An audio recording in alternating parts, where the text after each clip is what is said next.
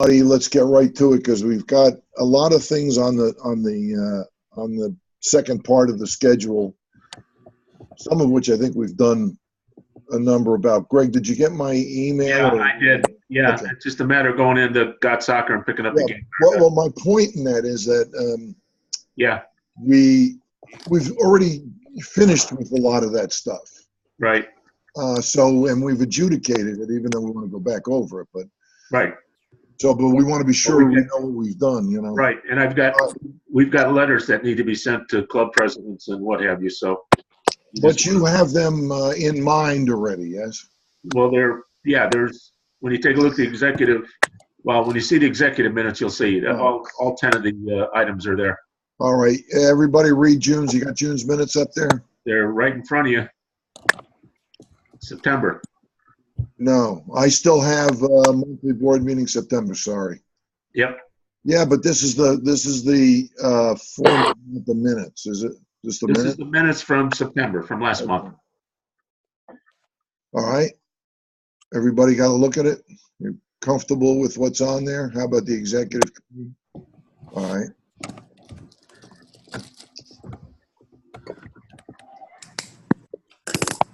All right, everybody, can I have a motion to approve the minutes? Motion to approve. Second. All in favor? Aye. Aye, thanks. Hi, Alan. Yes, sir. All right. Hey, Alan. Yes, sir. I keep forgetting. You're with Winter Haven? Yes. Okay. I keep forgetting which club. Brain fart. Sorry. It's all right. All right. I can get rid of the minutes. And what you have here is the agenda. All right. Reports. Anything out of the ordinary? The treasurer's report's the one thing. You had that up there, didn't you, Greg, as far as the bank? I've got the bank. Let me see where it's at. That isn't it. Let's see if this is it. Yep. We've got everybody. I don't know if you did know. We've got 3 accounts. We've got one that's operating that they dump money into. That's ongoing and operating. The reason we do that is something. The 26,000 you see is what operates. So the money is taken out of the business advantage deck and dropped into the 26, and that's only to protect it. I think that's overkill, but that's good. The other 100,000 is the reserve that we use up by going over budget every 3 years. But the 2 here are really our operating budget, the 126. And that should be substantially revenue-wise what we're going to see for the year. We'll take in historically, we'll take in maybe $1,000 or $2 with forfeit fees over the year. All right. That's the big collection is behind us as far as the team fees. Right. Correct. All right. Okay. Everybody cool with this? Yeah, and that's more. I guess when we get to January, we should run a P&L also, Greg, just to take a look at it. Sure. I can do that.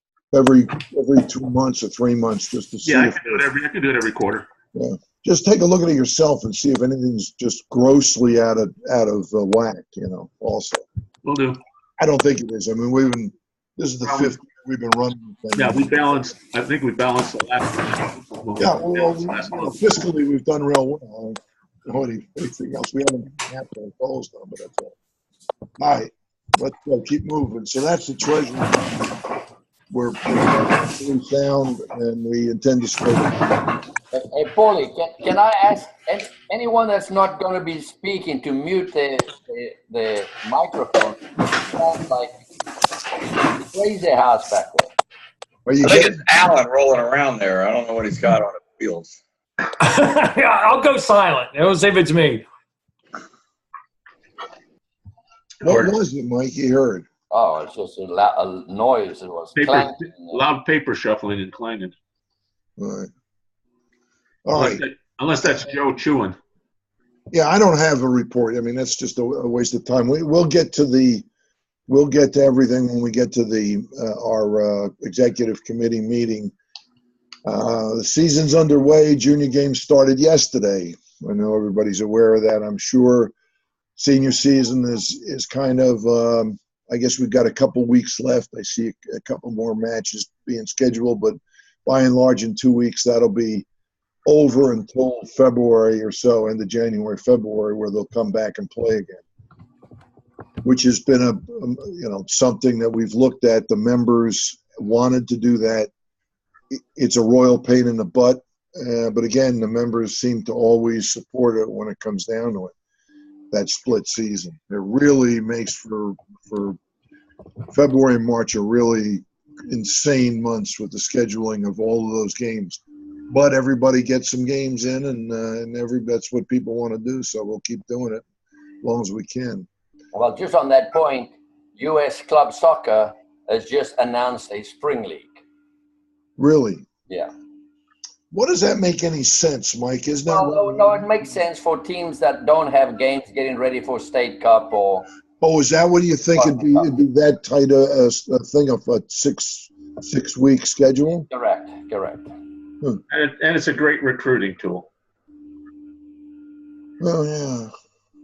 Who will join that, Mike? Well, I'm not so sure that it's a great recruiting tool because I mean these games are, it's play weekend. So one is a couple. What's good for us, a couple are in Plant City, but a couple are in Jacksonville and Miami. So it's tough to.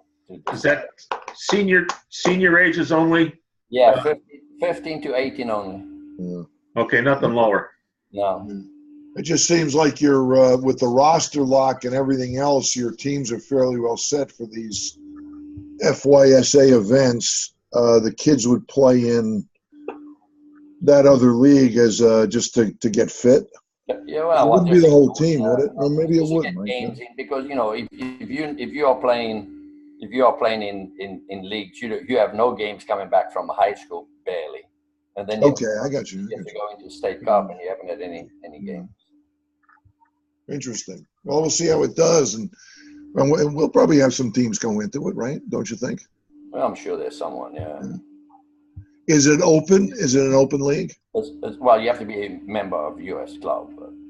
Oh yeah, but I mean that's. But it's open, but you just have to become a member. That's like getting AAA or AARP, right? Yeah, exactly. We don't have everybody. If you got money, you get in. I mean, we've played in it, right, Greg? Yeah, well, we've registered a team or two. Yes. Yeah. So I mean, it was simple. The advantage has always been that it's a much simpler process. Am I correct? Isn't that, Mike? I mean, it's it's Greg. You did it, didn't you, Greg? Yeah, it's a little bit more streamlined, kind of. Yeah. Are you thinking about putting any teams in there? Well, we play in the current Florida Premier League right now. We got some teams playing in the league right now, but that's a USYSA deal. No, that's US Club. Oh, it is? Okay. Yeah, so what's that schedule look like? You got FSPL and you got FPL right now. And FSPL only had 6 games. You only had 6 games. That's the FYSA sponsored. Correct. Yeah. Only got 6 matches. Yeah. Why? Well, eight teams, 7 games. So. Okay. That's the way they set it up this year. So you needed to go look for other games or tournaments. When does that end? What does that season entail, Mike? Oh, it's no different than FSPL. It's play weekends. Well, I'm saying, does it end? Is it summer to? No, it's the same. It's now through February. It is. Yeah. What do they do about playing during the high school season? No, they don't play during high school. Oh, okay.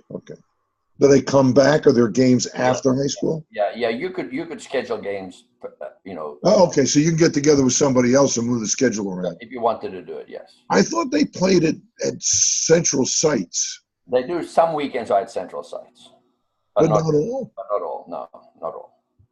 Is that messy? It's been messy. You know, like we had to go down to Fort Myers to play TBU and Legacy from Gainesville. You know, so those things make no sense. But I mean, they are easy to reschedule with. You know, there's no restrictions. You can, as long as two teams agree, they'll make it. You can make it work. So. Yeah, although we've seen Art, I mean, because we schedule a lot more games than they do. But I mean, you see ones that can't agree, you know, it's like they can't figure out a date between them for 6 months. You know, they just don't know when they're going to be able to play. You know, we have that situation in our league, but not often. I guess the incentive is, you'd figure the incentive's higher in this league, Mike, in the FPSL. No, I don't think. What if you miss one? What if you just didn't reschedule, just didn't get it done? What happens? I mean, we haven't seen any penalties right now. I mean, you know, they kind of leave it up to you to try and get it done. So they don't forfeit. You don't forfeit the match. No, I don't think so. No, I mean, there's no league or anything like that you play. So what if you just don't play the match, then it just doesn't. It doesn't. Well, I'm sure they'll take it into consideration for next year. You know? Oh, I got you. But they don't have a system like we do that actually gives a forfeit and fines and asks them to pay the refs and stuff. No. I mean, you know, I haven't seen anything. I haven't experienced anything like that myself at the moment, because you know, there's not that many teams. No, but if they come up with something innovative, so surely let us know. If it's something we can use, we should look at it, right? Yeah. I mean, not that I think they're gonna, but I mean, if they do. Yeah, I don't know. All right. Right. All right. Season underway. We know the college showcase being planned. You know, Mark was fairly involved in that last year, Greg. Yeah. Are you at an impasse in any way because he's not? Well, yeah. What I've got to do is we got to resurrect the email that went out to all the clubs and get that out this week sometime. I'll get with Sherry on that. Everybody should know the showcase is January 27th, 9 to 4 at Schimberg on the turf field. And we're going to shorten it. It's not going to be an all-day affair for each of the boys and the girls. It'll be like a 3-hour deal. For the boys, 3 hours for the girls, so it's not an all-day affair. Have we decided anything about getting coaches? I got to get with Kai. That's what I was hoping Kai was going to be here. Well, I guess he's coming, so hopefully. Yeah, we can get to him in the executive meeting. All right. The other issue. So that's all ongoing, and you got a good, Greg. You got a good handle on that. You're not going to let that. No, we're okay. We just have the part that takes the most time is vetting everybody, because all the clubs think that they can bring in their CDL players, their EPNL players, and everything else in there, and not just the USA players. So, I mean, unless, you know, like I said, unless we get to a point where we're opening this up to everybody. That's well, I don't think that happens until Mike. How are you doing with those guys that are that you hooked up with out of Texas? Is that ongoing at all? Yeah. Well, you know, we just working it with our club, with our players. And well, what do you think so far? Do you got any impression? Yeah, it's been good for him. Look, and again, it's motivated by those that want to motivate themselves, right? Yes. Yeah. So you know, the players in our club that decided to take it serious, it's been working for them. But you know, I would say that, you know, 40% of the players who should be marketing themselves to the site have not done it. So. Those guys have right. They have a huge college showcase in Dallas or somewhere. Yeah. Am I correct? Is that the only place? Pardon? Is that the only place they have it? Yeah, they only have it here. Well, they have it over there, but they partner with other leagues to help run their ID program. You don't have a. Did you ever open that discussion with them as far as even they're interested? They're interested. Yeah. Okay. All right. So they organize the whole thing, but they get the coaches. I'm guessing.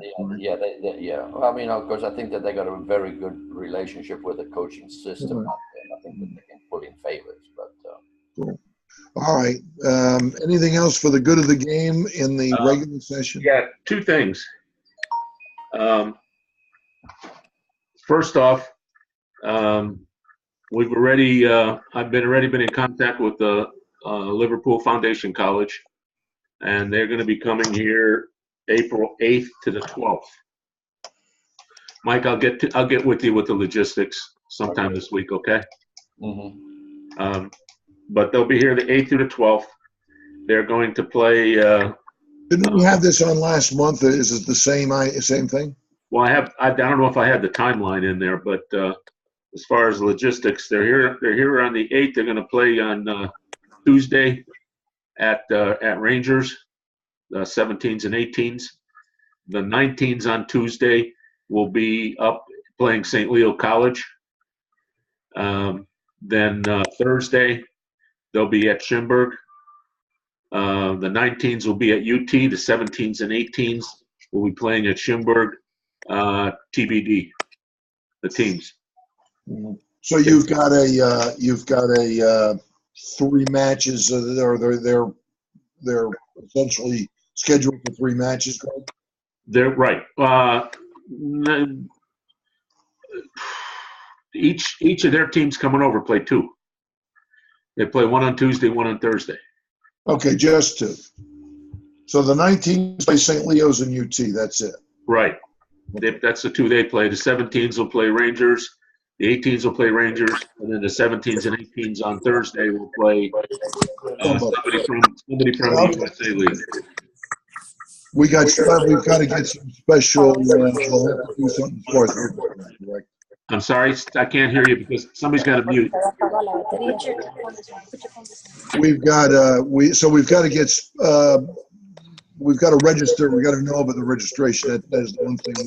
That's a little. I just got to do miles of paperwork with the FYSA and US Soccer. All right. To make it happen, and then get a whole. Same as every other year, correct? Same as every other year. Nothing's changed. The only thing that is going to change has nothing to do with this. Mike, we talked about the Danning Cup. Whoever just came on, can they please greet? So I don't have to shout over you. Whoever just came in new. Okay. Wish I knew who that was. Anyhow, whoever just came in online, can you please mute your mic? Thank you. It's Esther, but I don't know how to do it. Sorry. It's on the software, Esther. Look over on the left. Or look on your picture. Look at your picture and put your mouse over your picture, and it'll say mute. Well, I have it on my cell phone because I can't get it on my computer. Oh, okay. So. Okay. Well, if you tap the screen, it should come up at the bottom left where you can mute it. The bottom left. The bottom of your screen. There you go. You got it, Esther. There you go. Okay. Very good. Hey, Paul, on that FSPL discussion that we were having. Yes.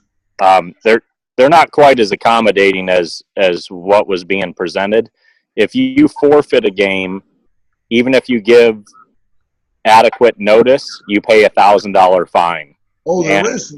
And if you give less than 72 hours notice, you pay $1,000 fine to the league and $1,000 fine to your opponent, and you put up a $500 performance bond, and all of that has to be done before you play another match. Holy shit. Okay. And this is all in the FYSA rules page on FSPL. But we are not talking FS. We are talking FPL, US Club. Well, no, I was really trying to get it FSPL, Mike. Oh, okay. I didn't know about. I was talking about FPL. No, who's I not was thinking, accommodating? did they install something, and I guess they do. They have fairly. When do you figure? Well, you're going to move something now. If it's you and another club, Joe, and I call you and say, Joe, Saturday ain't gonna work for us. We just had an explosion out here, and you say, cool. If you want to reschedule an FSPL game, Yeah. There's a time frame. I think it's 21 days is the time frame, and you have to have agreement from the other club, and you pay a $250 transfer fee. Even if everybody's fine with everything, you still pay a $250 rescheduling fee. What if you miss one of their collective games? In other words, where they're all getting together at some place. Well, that's a forfeit. It is. Yeah. Okay. Well, so they got heavier fines. There's very, very little flexibility the Florida State Premier League. Okay. So they take them on. Well, yeah, I got it. That's pretty. That's good to hear. One other item, Paul and Mike specifically. I can't find a league anywhere to get a 12-year-old composite team for Dannon Cup. No, well, I guess you could start a U.S. club team. No, who's got a U.S. club league here? It's already started. You have to be in a league? Yep. Isn't Or I'm going to have to call Dannon up because it's possible we could be a tournament team. I'm not sure. No, you have to come from one club. You have to come from one club. You have to be in one team for the season. So. Well, we can always secondary register everybody. Yeah, but what did we do last time? You guys went to the They game. changed the rules. They changed. Oh, they did. Okay. Yeah, we secondarily registered everybody to one team. Yeah, you have to come. You have to play within a club right now. Within the club. Or what they do now is like GPS. GPS can put a team together because they're all under GPS. Well, okay, so no secondary registering? I don't believe so. You have to play. You have to transfer from within your club. And you got to be I find that hard to believe those GPS clubs are primary to one team. Those players. Well, I know they're not in Florida because we have seen that they've moved players from one club to the other club. Sarasota's got a GPS team, and so does Dunedin. Yeah. So how are they able to move their players around? I don't understand. It's like smoke and mirrors. I don't know about it. I don't know. I'm not sure. Anyhow, I'm still going to check with Dannon Cup as far as the logistics go. All yours, Paul. All right. For the good adjournment, can someone give me a motion to adjourn this part of the meeting, go to the executive committee meeting? We have a motion to adjourn. I motion to adjourn the meeting. Second, and someone? Second. All right, all in favor? Aye. Aye. All right. Let's get right to, we don't need a break, right? Let's just get right to the executive committee. Let's get the minutes up there. Right there in front of you. That's from the September meeting. The one from the September meeting only had 850 and 859, the Braden River deal where they were using 2 CDL players. Okay. That's all. It was just one item. All right, so someone make a motion to approve the executive committee meeting minutes from September, please. Motion to approve. All right, second. Second. All in favor? Aye. Cool. All right, it's 7:28. Maybe we'll have Kai soon, but protest and appeals, do we have any? No. No. All right. Hearing, no, we have none. Settle. Well, Business, we actually do. we have a hearing scheduled. Well, that was supposed to have been put in there. I think Sherry missed it. It's has to do with Minnesota. Who's hearing? I wasn't aware. I'm sorry. I wasn't aware that they had officially protested. No, they haven't officially protested. Okay, so there's no hearing scheduled. Well, okay, there's no hearing based on a protest, correct. All right, old business. We're settled with last month's old business as far as the problems. Good. New business. Esther's here. Why don't we push that up so she can, Right. doesn't have to sit through all of this. Okay, that's item number 3 on your list. Esther, are you there? Can you tune in for us?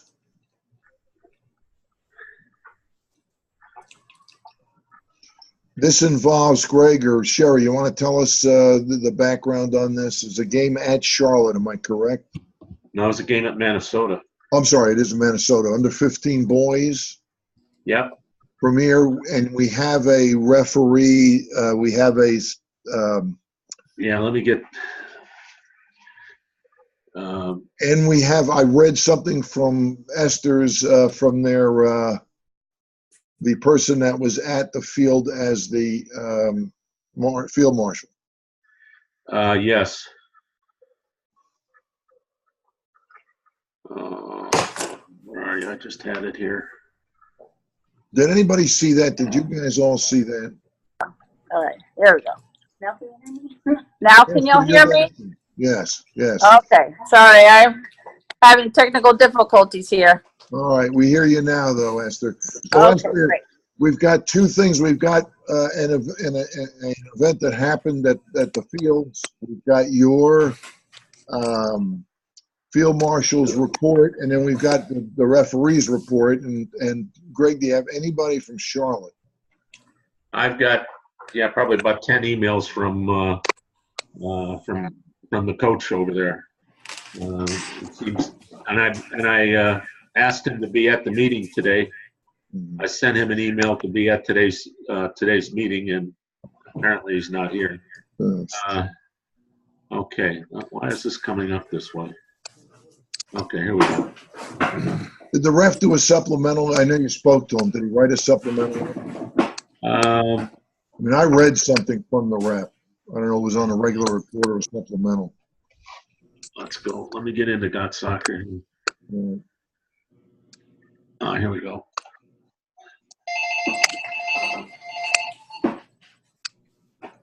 So anyway, Esther, what we're looking at is we've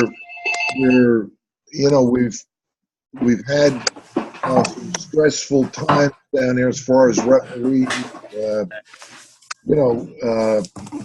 comportment of fans, etc., coaches, and so at the beginning of this year, I know we sent the league, the league sent us something saying, look, you got to try and get that under control because we can't keep sending teams down there and having these events. All right. Yeah, and what you and I had talked. You're aware of that. Can you hear me? Yes, I can. Okay. Yes, we had already discussed it, and this situation ended up. I have the assigner here. The field marshal here also in the meeting because, of course, I wasn't there, but I sent over the field marshal report. I got it. I read it. Okay, so I'm not quite sure what the problem is because it had nothing. The coaches, the players were fine. It ended up being a parent that came onto the field.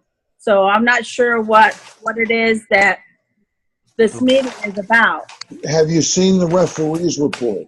No, I have not. Oh, okay. I'm trying to pull it up right now. All right. Well, we should have sent that to her. Well, it's in Got Soccer. Hey, this is Barry. Can you guys hear me? Yeah, Barry. Barry, yes, Finkelstein, referee assigner in that area. Okay, how you doing? Good, Barry, good. That's game 425, Barry. No se oye, no se escucha. I have, I think I emailed Greg and Sherry reports from the referee in question about that referee that was on her cell phone. Right. right? Yeah. So she, according to what I heard, she received an emergency phone call from her daughter. Her daughter was in Orlando. She got stuck in her car on the side of the road. The young girl didn't know what to do. She called her mother. Her mother spoke to her for about 2 minutes. She says, I can't talk long. I'm refereeing a game. I got to go. I'll call you after the game. That was the extent of the phone call. Apparently, everyone seemed to think that she was on her phone the entire game. That's not what she told me. And that's not what the center referee told me as well. The center referee consulted with the coaches. He told them that it was a quick phone call. I've got the game under control. Everything should be good. Right. Hey, Barry, Yeah.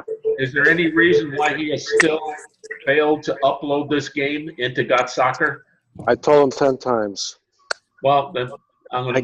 I can only lead a horse to the water. I'm gonna give him a call tomorrow, and I'm gonna Feel free. suggest whoever the new whoever's gonna take over for you doesn't use him. If he can't, I've asked him 5 times myself. If he can't follow simple directions, then. But Greg, I saw something from the ref. I saw a written report from the ref. Barry, did you see anything like that? I did.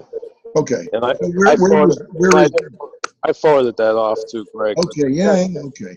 I mean, and it didn't look like, I mean, it was a completely different rendition of, which is normal, of the field marshal's report. It was somewhat different, correct?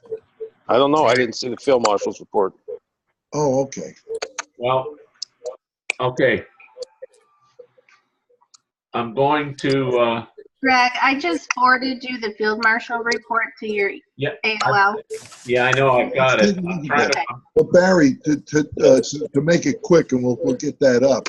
Basically, the field marshal report really just said that there was a parent from Charlotte that were incensed, apparently about the referee, the AR, and they were taking exception to it and were verbally attacking the ref and whoever because she wasn't paying attention. They didn't think the game was getting. Well, that's not what when I spoke with Barry said that the coaches and the players were fine, that it was the spectators. Yeah, well, that's correct. That's what we're going to look at right now. That's from your field marshal. Said basically the referee said the same thing. Yeah. But the referee seems to have a different rendition entirely, and that's what the referee has said is that the AR on the sidelines, daughter got in an accident in Orlando, and she was all freaked out. So she was on the phone for a couple minutes. She was not, according to the referee, she was not on the phone for the majority of the match, as may be as from what the coaches said. Okay, and so here's the bottom line. The bottom line was there was some discussion between the parents towards the referee that the referee was missing calls, missed a goal, missed an offsides, missed all kinds of stuff. Again, but these are the Charlotte parents. This is the Charlotte parent, a Charlotte coach, complaining that the referee was missing calls. Okay, not Minnesota. That led to a parent uprising between both clubs. Okay, there was a foul on the field. Okay, it was called. It was not a serious foul play. It wasn't vicious. It was a hard foul that was called. The parents from both sides went ballistic. And I've got this in the referee report as soon as I find it. The referee states that it was the Minnesota parents that went onto the field to question the referee. And it wasn't 1 or 2 parents, it was in force. So naturally, the Charlotte parents felt that they could do the same thing. Bottom line, we have an uprising. Now, excuse me. And now, is this the referee? Is that's in the referee's report? Yes. That's what we're trying to get right now, Esther, and we should have it. And we do have it. Okay. Well, apparently, my field marshal, of course, has a different view of it. Absolutely. Because that, I mean, he even went and called for an officer. An officer was there to assist him because this parent was verbally abusive to this young boy. There was just the one parent, so I don't understand Well, that's how it was. That's the report we got from the field marshal, and we should have that too, right? I read it. I know I read the email. Right. It seemed like it was a Charlotte parent.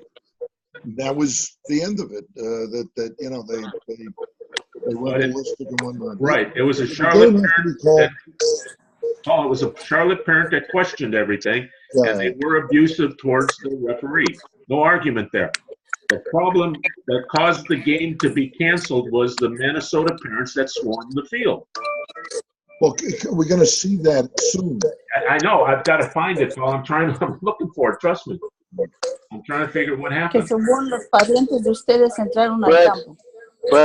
Esther, without seeing that. Well, excuse me, my field marshal was here to dispute that. He said at no time did Minnesota parents come on the field. Did they in fact cancel the game? Well, I don't know. When the referee says there's nobody left on the sideline anymore and the parents are all on the field, that's kind of hard to understand. Oh. All right, here we go. Players on the other half of the field, the ball has been kicked off. Unfortunately, the parents and players are able to get a win for success. The game was a foul. Okay. Barry, are you still here? I'm here. Okay, good. Barry, do you have that account from the referee? I just emailed both of them to you from both referees. From the which account? My AOL account? Yeah, that Dynamo Zach one, Okay, whatever. Thank you. You're welcome. Gotcha.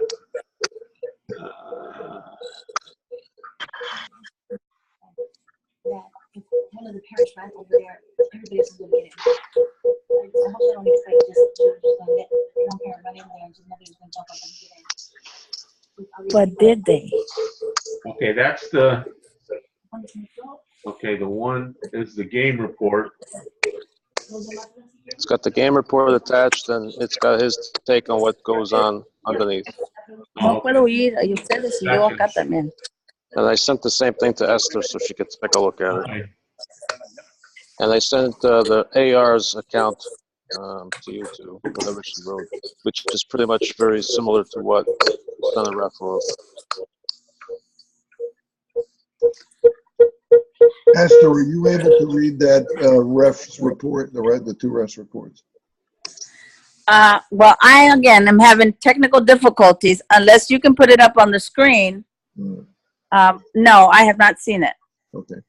Is there a way for you to put it on the screen? If we can get it up on the screen in a couple of minutes, we're going to cancel this whole thing and go back next month, Esther, because it can't. We can't sit here all night waiting for this. I know. I agree. I wish I'd have known. I would have had all of that in front of me. The reason we are vigilant about this is we know we've got some issues. We want to work with the program down there. We want it to work. And when this pops up and a referee, and we're the only independent person we have. Yeah, I agree. I mean, I agree. And this happened, we got to take it at face value, at least initially. We have got to say, well, I guess that happened then. And that's why I understand. And that's why we're concerned, because we've we basically said, look, we can't have any problems down there, because we're going to have to stop using that facility if we can't control the fans down there, no matter who it is. I agree. I am the Charlotte fans are correct. They're wrong. Yeah, I'm the first one to I'm the first one to get on it if that's the case. If there's an issue, I'm the first one to say let's do something about it. And we're not indicting you. We know what the kind of effort you're putting in down there. Barry, you also had experienced some difficulties having centers go there. Am I correct in assuming that? Yeah, referees are not really excited about refereeing there, although I have been able to fulfill probably about 90% of the games. All right. And all the referees that come to the field, I have questioned them myself and asked them, is there something I can do? And they say they don't have any problems. So I don't understand where that's coming from. Because I personally have spoken to them and asked them, you know, is there a problem? Why you're not, I hear that y'all don't want to come here. And they said, no, we don't have a problem. That, Esther, for sure. The only referee that doesn't have a problem is Juan. And it's. No, that's not true. There's others. Okay, well, I'm just saying. I'll be honest with you. There's a couple that really don't want to go there. That doesn't necessarily mean all the referees don't want to go there. It's just a handful, maybe more. Well, thank you. Thank you for saying that. Because like I said, I have spoken to them and I've told them if there's a problem, please tell me so that I can address it. If that's actually, I'm sorry? I never, I try to keep the same crew at that facility. Yeah, that's a great idea if you can do it. Yeah, and I've been fairly successful. It's a lot of I'll be honest with you, the younger kids don't want to go there. Number one, they don't have the means of getting there. You know, driving is an issue. Some of it's transportation. Yeah, some of it's transportation, and some of it is, you know, kids today. Let's face it, they don't want to go somewhere that they don't feel comfortable. They hear all kinds of stories, and I can't twist anybody's arm. I can assign it. They reject it. Esther, have you developed any local kids that can ref at all? Yes, that's what I'm working on. I'm working on that right now. We have a few that have already passed their test, but they're players as well. But the test has really been very hard. I had several of them take the test and failed. So, I mean, we're trying. I have an assigner. I have a field assigner as well.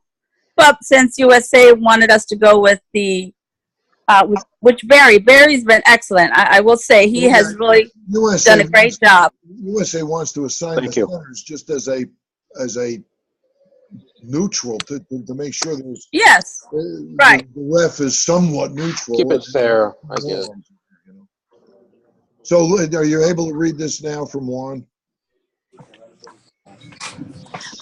Was it Juan that was the referee?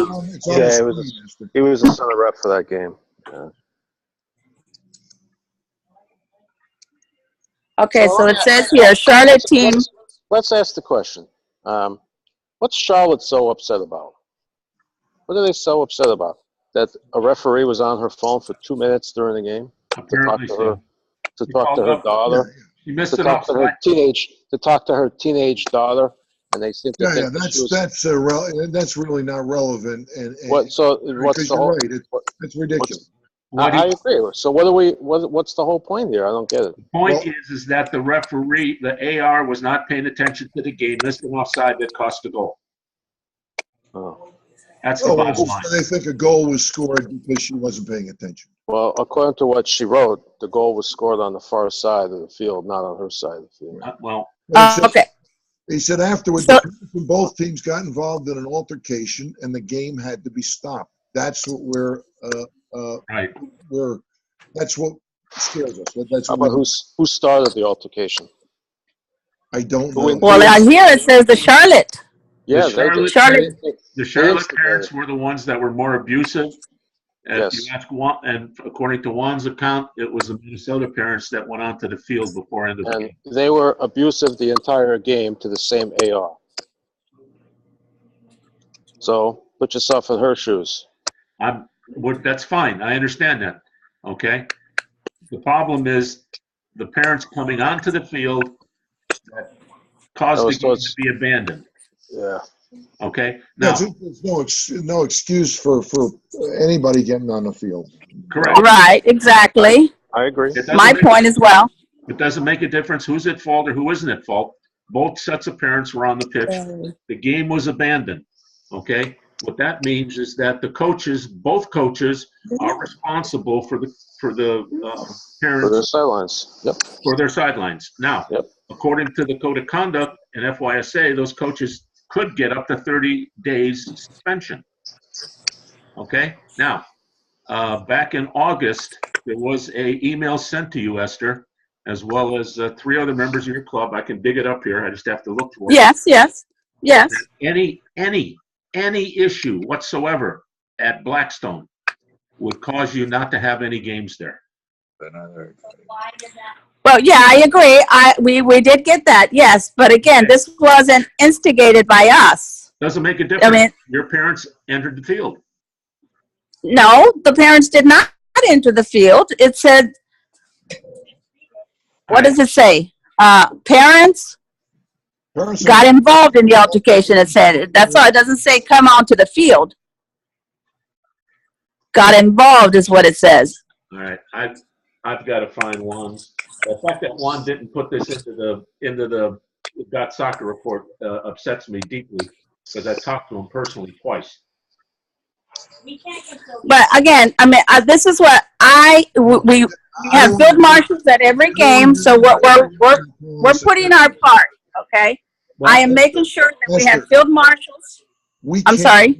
We can't have anything happen down there. Oh, I'm the first one. Absolutely, I'm the first one. You gotta get an army.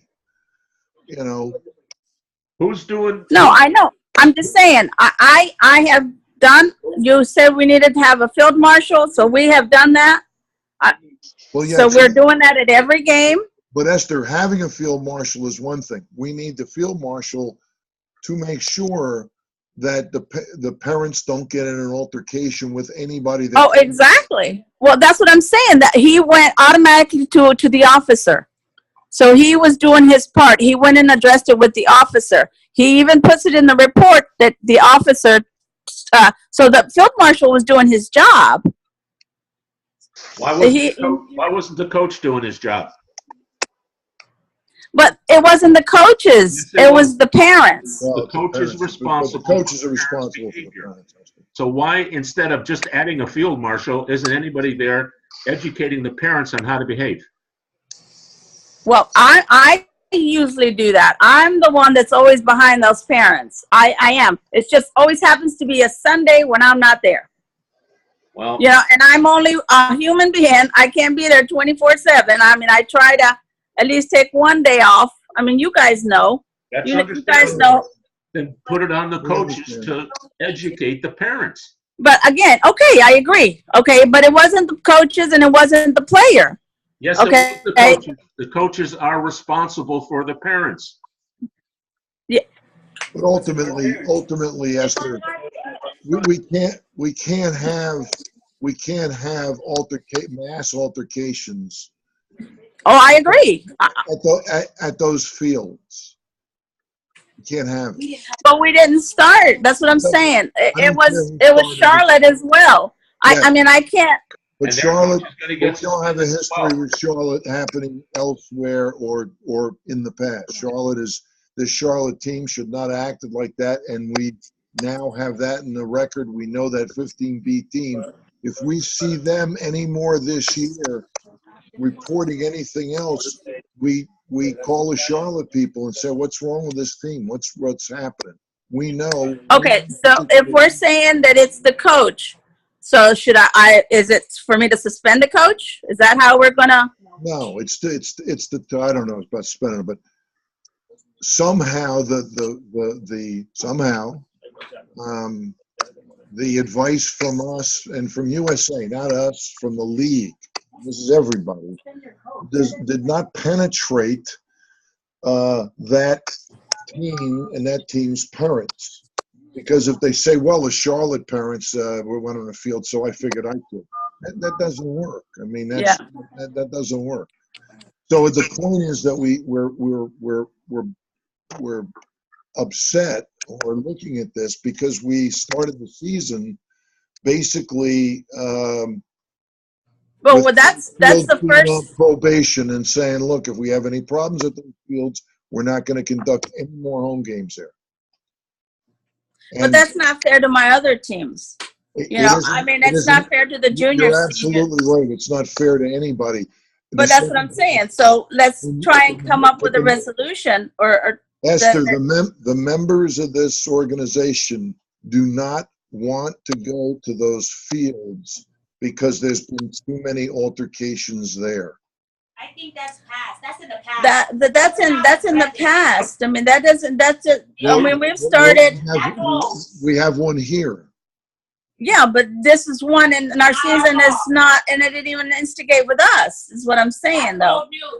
I mean, that has been in the past, and I agree. In the past, that is the case. But that's not the case now.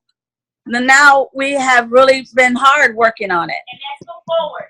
So that's why we want to move forward with this. And let me read this again. Maybe I got this wrong, but I believe that that your team was involved in an altercation with the other team, and the ref had to call a match.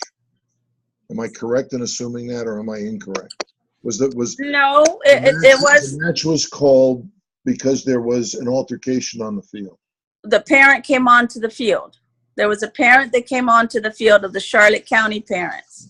Well, this doesn't say. This says there was an altercation between parents. Paul, Yes. I've got the referee on the phone right now, and he's going to try to send me something, but he says no way, shape, or form was Minnesota innocent in any of this. Who's saying we were? Nobody said we're not innocent. Well, I'm just saying. They were, both sets of parents were on the field per one. And Según el árbitro central dice que había padres de los en el campo. Well, he said how is he going to know which ones, because the Charlotte County was on the field. My field marshal was here. He was the one present. Esther, the only person USA has there that we consider to be an impartial. Send me what we don't have anybody else. I understand. We're not going to play this game that he said, she said. He said, exactly. Yeah. But that's why we had a field marshal. We had somebody there present as well. We did, but he wasn't able to stop the altercation. Now, I only turned that in so that way y'all would know that there was an issue. So Charlotte County is saying that there's an issue. I just wanted y'all to be aware. No, we weren't petitioning. The center ref told us there was an issue. He had to call the game. We could not complete a USA match down there, Esther, because of the behavior of the two sets of parents. Period. Parents. Okay, not the coach and not the player. That was the parent. That's yes. Right. And the parents, the parents, okay, are your parents, for instance. Your coach is responsible for their behavior. And so are the other coaches for their parents' behavior. And they are, except that I haven't had another complaint about Charlotte in the last 5 years. So now we know this team from Charlotte, this 15B, we have them in a folder. If we have more problems with them, we'll pull them out and we'll ask what's going on with this team. But we asked in the beginning of the season, we said we can't have any altercations, any problems, any physical violence, any games being called because there's parents on the field. We can't have any of that at the facility, or we will not send teams to play there. So what are we saying? So we had one. Now what do we do? What are we going to do? Exactly. That's what I'm saying. So I can suspend that team. That way those parents get the message.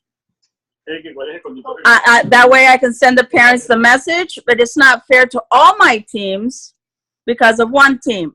Do I suspend this team from not having any more home games? And that way the parents will get the message that we mean business. I mean, this is us. I'm fighting for all my teams, not just one. Okay. So do I send a message to these parents and let them know they will not have any further home games? Yeah, that's a suggestion. We'll just have to, as a board, we just gotta, Merritt, what do you think? Let's we got the rest of the board. I'm one person, Esther, so I'm just. Oh, I'm with you. I know, but I'm just saying. I understand what you're saying. I don't think it's fair that we're being penalized for something that happened against parents, and that I had no control of. And I agree with you. The coach should have control of his parents. I agree that. But again, all these coaches are volunteers. You know, they all work a day job. You know what I mean? So are we all perfect? No. We've got 550 teams in this league. I know. You know how many? I only have 20. You know how many of them get in fights every week? Well, I'm just saying, I only have 20 teams, so I can just understand your overwhelming of all these coaches. I understand that. We don't have one a week if we're lucky to get these altercations. Mm-hmm. When it's the same club, when we see the same club pop up over and over again, it indicates. Well, when was the last, before this one, when was the last time? I mean, that's been a while. It's been a while that there's been an altercation. I'll have. And I'm not saying, I'm not excusing it. I'm just saying, But Esther, that was the reason we sent the letter this year before the season to say, let's keep the home games and try to see if we can get by the season without a problem down there. Oh, I of course, and that's the first thing I told all of my coaches, and that's what we've been doing for sure. I mean, I understand, and again, but let's come up with a solution that's fair. Besides getting better reps. Well, we're going to come up. Yeah, we're going to come up with a solution. It's got to be fair to the teams that come down there that are guests. That are guests, and if they act like idiots, I get it. But that's no reason for you. You've got to tell your people. I don't care if they're acting like idiots. You don't. Oh, I know. I'm the first one. I'm the first one to be on my parents, and that's exactly what I've told them. We cannot continue this. I have told them all that, so they are all aware. Yeah, I mean, we've done very well. So let's come up with a solution. If, like I say, do I suspend this specific team from playing any home games? I mean, let's come up with something. But that's good, Esther. I appreciate you tuning in tonight. Well, thank you for listening to us for sure. I get it. We're not thinking, but Esther, we are determined to stop people. So am I. And so am I. And acting out on the sidelines during these matches. I know we're not going to stop at 100%. So am I. I absolutely agree to that. I do too. I don't want to be dealing with stuff. It's going to get seriously hurt in one of these things, and it's going to. Oh, I know. Does the adult league play over at the fields by the fire station? What are we talking about? There, you got 2 fields or so by the fire station, someplace down there. I don't know. What does the adult league have to do with me? Well, with the junior season coming up and the volatile environment there, where some of the stuff comes from the adult players. I agree. Which, Greg, you know that we've been communicating with Parks and Rec. Well, we're trying to reschedule our games where there's no adult league going on. Okay, but I'm scheduling late games. I'm sorry? It doesn't seem like that's a real possibility. What about we've already been doing that. Like, for example, today we had a late game, 5 o'clock game, where the adult league was not involved. So Greg and Parks and Rec and I are really scheduling to where we're not putting the kids in the environment with the adult league. But again, I'm doing the best I can. And the main thing is that I want my kids to be able to play and be fair. And me as an assigner. I agree. I would prefer not to have the adult league anywhere around us. But I don't control Parks and Rec. I don't own that park. I'm at their mercy as well. I've asked them. But Esther, that may be the reason why that park may not be a good place to support youth soccer. But that's a county park. Well, that doesn't, to us. And we don't have any issues on Saturdays. That's only our Sunday games. So maybe we shouldn't have any Sunday games. Because if you see, that's only on a Sunday game when we've had issues. Barry, you were going to say something. Yes. I have to remember. Chime in, man. Sucks to get old. Tell me about it. Paul, let me Esther, this is Merrick Guthrie. I do know, and I've watched thousands of games, and I'll be honest with you, the toughest age group to manage is the under 15s. And it's usually and it's not only the players, but it is mainly the coaches, because they're moving up an older age group. The kids are starting to mature, and things are going on in their bodies, and it's just really tough. And then you're taking the parents from a lower youth level and bringing them into a much stronger and intense kind of actually legal charges and balance. And it's the parents just really go ballistic. And I think you're not too far off just addressing those under 15 parents would probably go a long way in backing them off, because they got to learn that this is a whole different game when you move up to the older age group, and the kids are maturing, the bodies are changing, and things happen on the field that the kids really don't intend to happen, but they're not exactly. They got clumsy legs, or they're stretching, and they. I agree. But this didn't seem to emanate from the kids, Mary. Huh? This problem didn't emanate from the children. Well, there was a foul there. There was a foul here. It adds up during a game. I've been on these games. Yeah, no. It doesn't start with one little foul. It doesn't start with one. I got you. It escalates through the game. Yep. Yeah, and if you have a referee that doesn't control, then that's when it gets out of control. Well, but Esther, I've coached too, and the coaches can control their players. If the players are out of control, the coaches got to take control. Yes. So they can pull them off. You got unlimited substitutions. That's the worst comment I've ever, that people say. They can take them off for 2 minutes.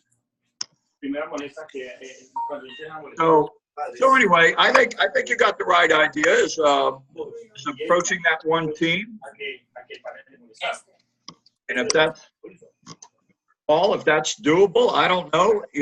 Well, yeah, we got to make it's up to the board, Merritt. It's not up to me, but I see. I know if Esther's willing to do that with one team and send a message to her club. Well, the other question is how many home matches do they have left in the season? Where are they? And can the other team accommodate 2 home games? But we didn't start it. But it doesn't matter. We didn't start it. The other team started it. Number one, if the ref would have made the correct call, that wouldn't happen with the parents. They wouldn't have gotten mad because of that. Yeah. Well, that's all good. It's also the ref's fault, not only the parents. No interest. Say that again? That's of no interest. I mean, who started it? This is not high school. The parents, your parents, should not have been parents as well. Period. I don't care what they say. They signed an agreement to act like in a sportsmanlike fashion, and they didn't. Our parents You're saying, well, my parents can't control themselves. It's like we can't send teams in there.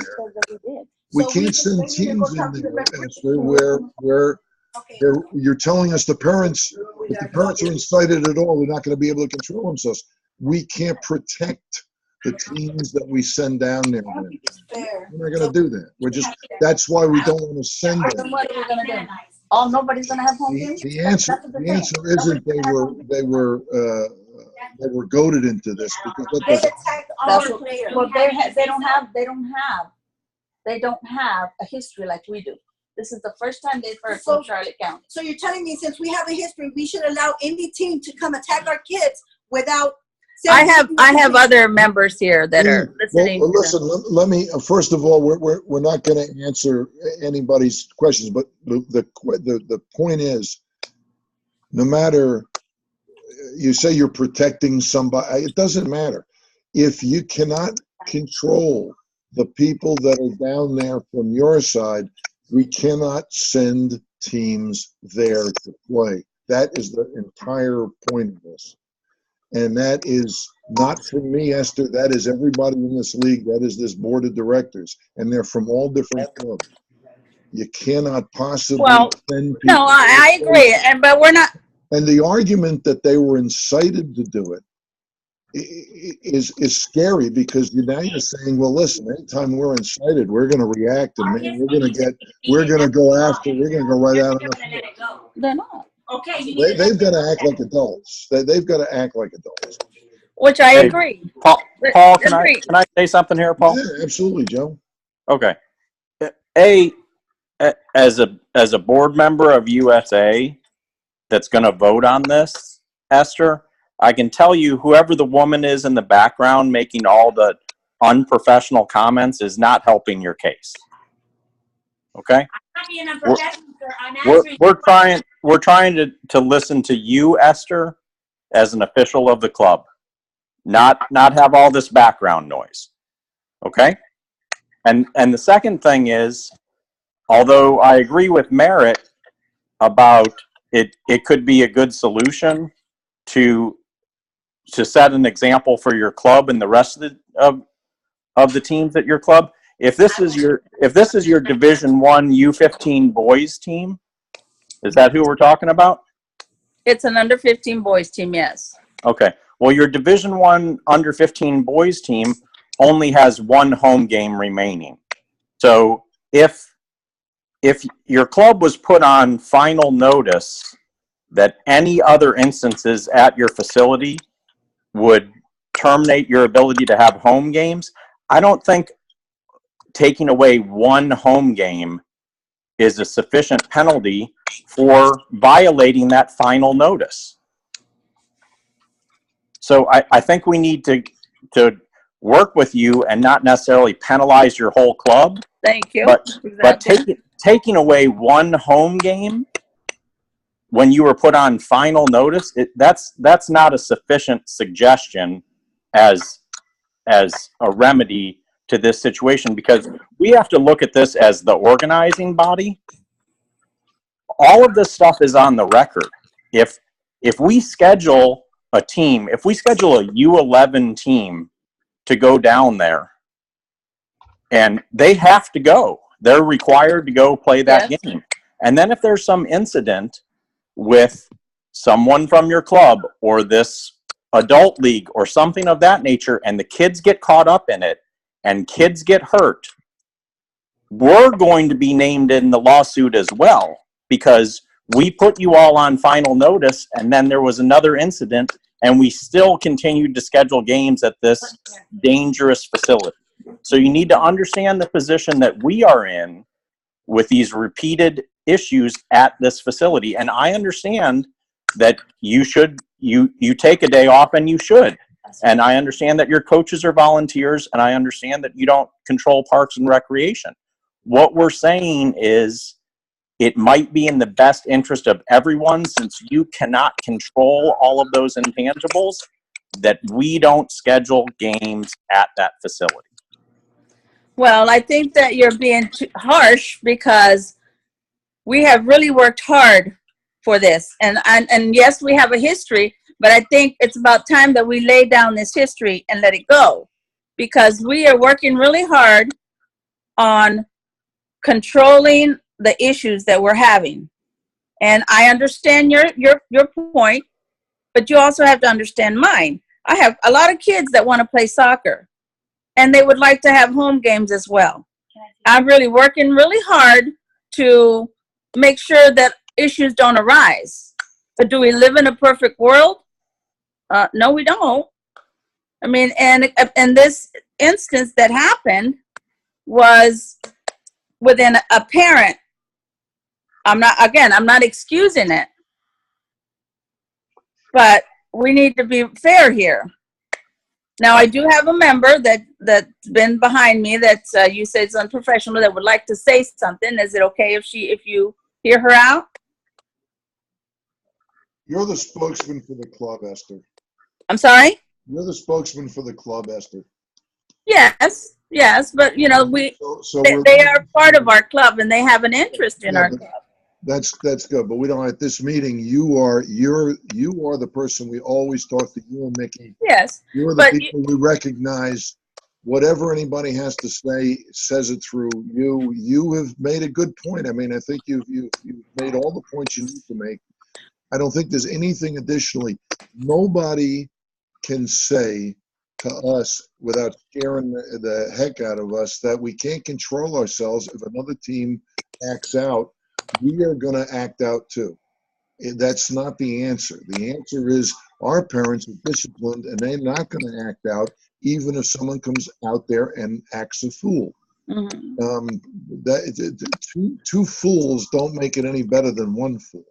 I agree. And that's no I agree. excuse for acting out.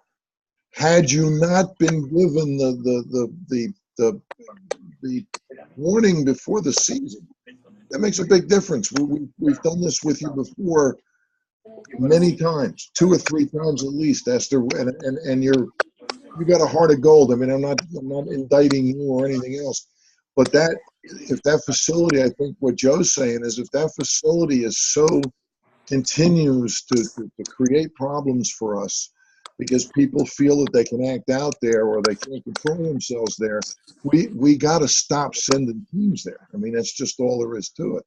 So that Well, now I feel, I'm sorry, but that's unfair to all the kids. Because for a one bad apple, we're going to spoil the whole. I mean, and that's like I'm saying. We need to come up. It's just like in college where they come up and the guys have recruiting scandals. The first time they give them a couple of years. The second time, like SMU, they eliminated the program, the NCAA. We got the same problem here. We got 50 clubs, Esther, and we don't have this problem with 50 clubs, and we shouldn't have this kind of problem. So we're trying to come up with something that is that is harsh enough to make an impression that this is got to stop.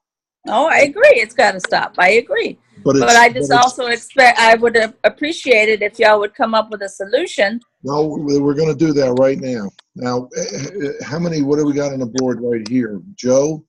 Mike, you still there? No, they've already made up their mind. Paul and Esther, I just sent you. Paul and Esther, I just sent you an email that was sent to Esther in August before the season started, detailing what could happen. I don't see it. I sent it to your email, and I sent it to Esther's as well in case you forgot where it was at. What's that? What did you send? The email that was sent out from the league to you at the beginning of the season in August. Oh yeah. Yes, I got that. I'm not disputing that. I'm not saying that I didn't get it. Okay. Why didn't the ref stop the game and go directly to the coach and show them that wasn't even done either? It was very unprofessional. And that wasn't even there just by hearing it. That's protocol. Invítelos a ver un partido, que vengan a ver un partido, cuando han tenido la intención de arreglar eso. Ese mismo partido en casa de ellos, a uno de los jugadores de ellos lo insultaron, todos los padres lo insultaron, hicieron llorar al pelado y le tocó moverse a otro lado. All right. Who do we got left? Joe? Alan? I'm here. Alan? Yep, I'm here. Mike? Kai? One second. Hey, Paul, Esther? Yes, I'm here. Take a look at your email. I just emailed to you the Juan's additional report. Oh, geez. Now you're really pushing it. Because I can't, let's see, I'll have to minimize where I'm at to go into my email. Just the detailed explanation of the game will stop in 30 minutes. Why, Greg? Yeah. Do we know how many teams, senior and junior teams, Minnesota has in the league? I have 3 senior teams and 17s and you 15. 2 17s and 1 15. And then I have 14, 13, 12 girls, 10 boys. So, okay, what am I looking for again? Is it the game report? It's Juan's addendum to what went on. Oh, but that's the one that was up on the screen though, wasn't it? No, this is what I just sent you. Oh, this is the actual report? This is his addendum to the game report. Okay, I see the game report. Okay, so let me, Go and you down. said there's an addendum? Yeah, it starts out, good evening, the report is attached to the email, but then he goes into telling you what happened. Okay, hold on, let me get to another part. To make it faster, let me read it. Okay, yes, please. Stopped at 30 minutes. Okay, so the game had to be stopped. Why? At the beginning of the second half, Julie must have got a telephone call from her daughter. Julie spoke with her daughter for 3 minutes and calmed down to calm her down. The daughter's car broke down in Orlando, and she was asking her mom for help. Understandable. The players from the Minnesota team and the parents saw the action of my AR, Miss Murphy, and they started to scream at me to stop the game, which at the time the ball was on the other end of the field. In response to the Minnesota players were to continue the game because I was in control of the game.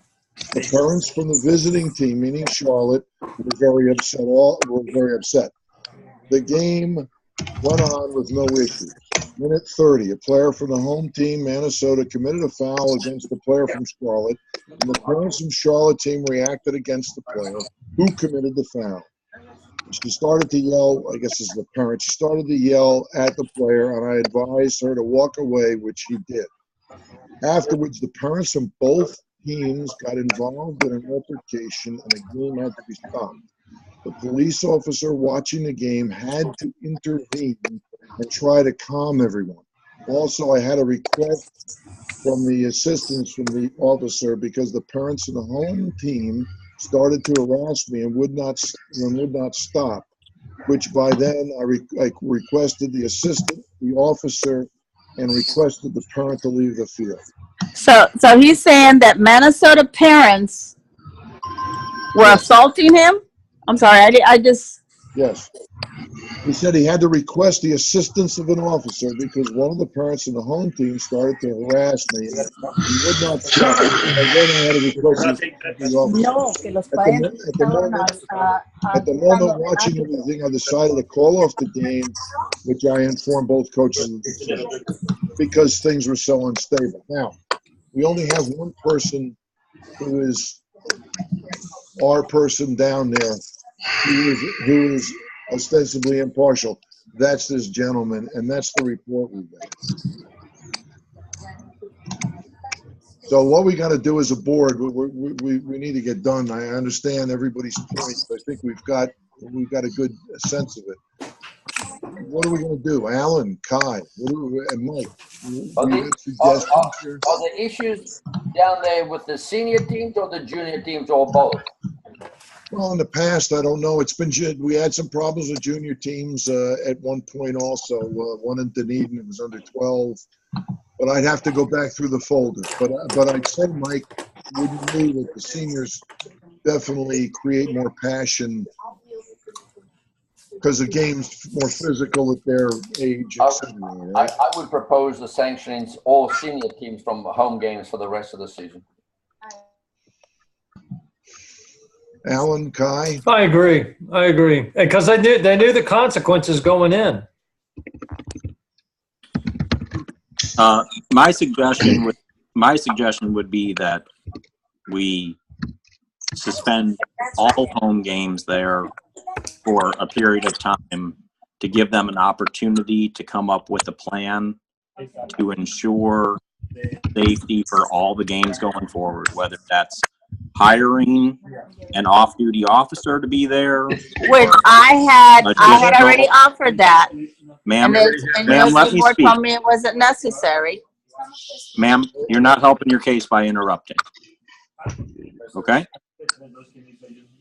I think it's irresponsible of us as a board to continue to let junior games go on in this environment until some changes are made. If another incident happens at this facility, the league and all of us as board members are liable.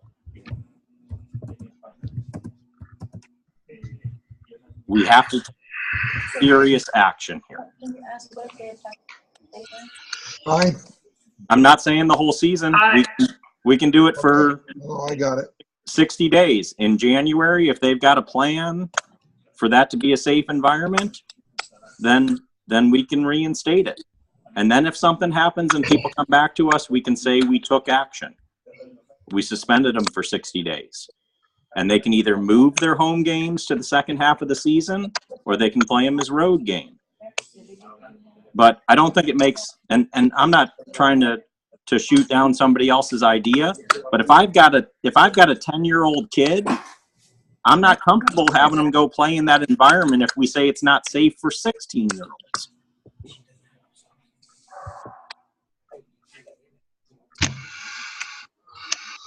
Merritt? Merritt, you out there, buddy? Yeah, I'm here. Any suggestions? I'm kind of with Joe a little bit.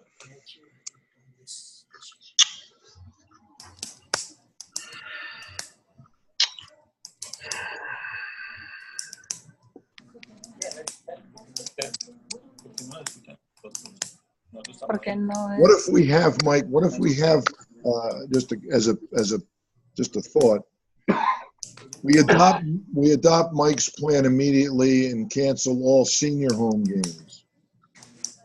And we go back to Minnesota and make them, Joe, instead of a plan, we ask them to have an off-duty patrolman on duty at all of the games for this season, at least. That's already happening, Paul. Esther's already doing that. So you have a cop for all the games, Esther? I mean, if that's the call, we'll have to, if that's what you, That doesn't indicate that you've done it already. I'm sorry? Greg, what you're telling me is not what she's saying. Well, because we were doing it for Sundays, because that's when the adult league is there. Okay. Not on Saturday games, because I'm present every Saturday. That's no problem. It's usually the Sunday games when the adult league is there. Then let's go back. Then no Sunday games. Well, but this has got nothing to do with the adult league. This is a behavior issue with the parents of Charlotte and Minnesota. This has got nothing to do with we know that's an issue too with the adult league, but that's a separate thing. This is So we would either go with Joe's plan or with Mike's plan, and then some form of that there has to be an off requirement, yeah, on site. And that addresses Joe's point, which is I think well taken, that if it's not safe for a 16-year-old, it ain't safe for an 11-year-old. Right. That's what we're saying here. So in order to bolster that, we would demand that there is an off-duty patrolman at every match, every home match that's played there. Okay, we can do that. Well, Which we agree that's fine. I'm just floating that out there for the board, and just I'm sorry, I don't mean to interrupt, but that was. That's if we'll come up with it, Esther. Let's hold on. I only ask for fairness. That's all. I know all these. I have all these people here that are also part of the. I'm sorry, I don't mean to interrupt, but can I speak? Well, no, Esther. Look, we know you're part now. It's our right now. We've got to do this without any. Yeah, I know. Well, I just asked, like I said, for fairness for all the kids. Yes, that's all I ask. And everybody's got it. We've got.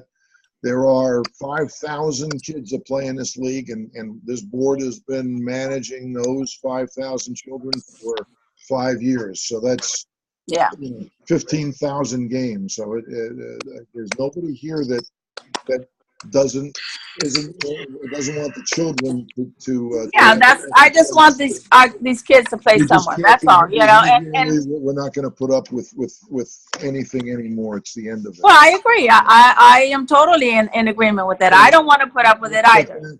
But not all the children are at fault, No, but it's we can't manage it, Esther. We've got to come to a solution here. We've got to stop everything that we see that goes on that we can't control, we can't have it anymore. We can't. Yeah. Well, and the fairness is, though, it has to be across the board, you know, because we go to other parks too, you know, and there's issues. So here's what happens: the kids don't have a place to play. They don't have a league to play in. And maybe they find a league. If they have to go somewhere else to play. Now, if they got to go somewhere else to play, we're assuming that wherever that is, it'll be safer, right, for them and for the kids that play against them. So we're not going to hurt the kids. They will find a place to play. Well, no, that's not the situation in my club. You know, a lot of my families are underprivileged financially. So our club is exactly the same. We have buku people who are working class and can't drive 75 miles to play a match. Or can't pay thousands of dollars to be in the Yes, club. but So not everybody charges that, and then I'm sure that there are clubs around there that are still that have some recreational outlets. But that's not our issue here.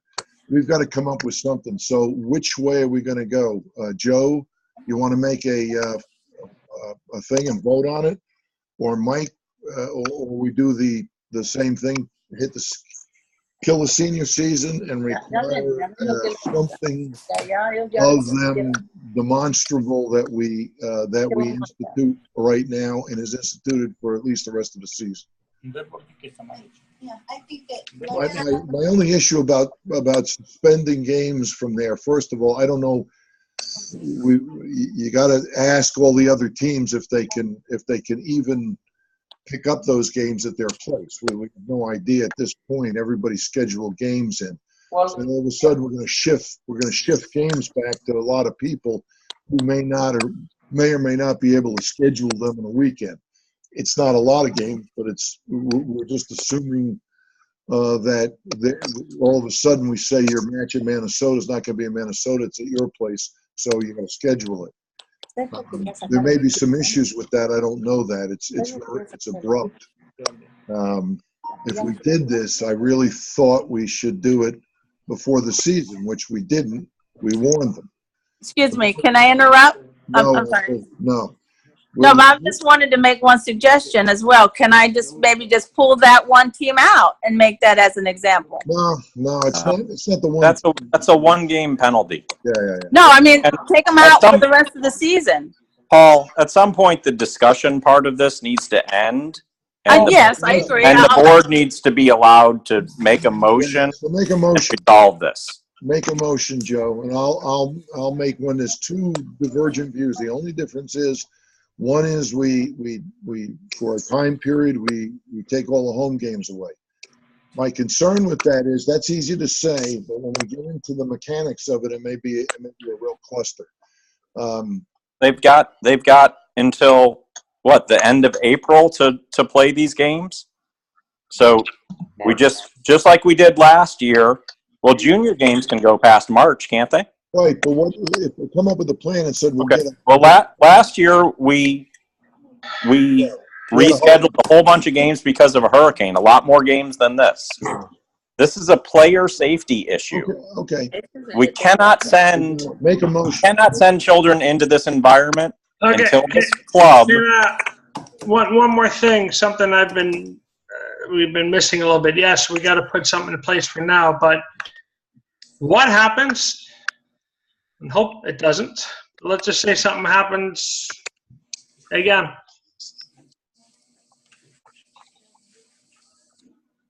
So I mean, we're talking here to come up with some sort of punishment, right? But let's just say something happens again. If something happens again, is that the final straw then? Is that then what happens then? Go right back to the board, and everyone says yes or no. Right? It's not a, you know. Well, I mean, if something happens again, we're going to get sued, guys. Obviously, I can't imagine that if it happens again, we'd support any games there. Okay, so here we go. My motion to the board. My motion is that we suspend home games at Minnesota until the end of 2018, so effectively about a 60-day suspension, to give the club an opportunity to come back to us with their plan on how games are going to be a safe environment going forward, and have them give us that plan by December 15th, and then we'll have time to approve that plan. If we approve it, then they can resume home games in January. Does that mean that the games that are to be played must be played away or rescheduled? They can either be played away or they can be rescheduled. We're just not going to have home games at this facility until they provide us a plan on how they're going to improve the environment for player safety. They can provide us a plan, we can approve the plan, and then they can resume their home games. Do I have a second on the motion? We need to go, no, I want to, can I amend it a little bit? Joe, we can have it in writing, and not only a plan, but some action that they've already started. Excuse me, we have already started. Greg would kind of chime in. We've already had a plan in action that we've been communicating with Parks and Rec. Okay, well, if you've had a plan in action and we're still having instances, then maybe it isn't possible to fix this. Now, is that being fair? Is that really being fair to us? It's not.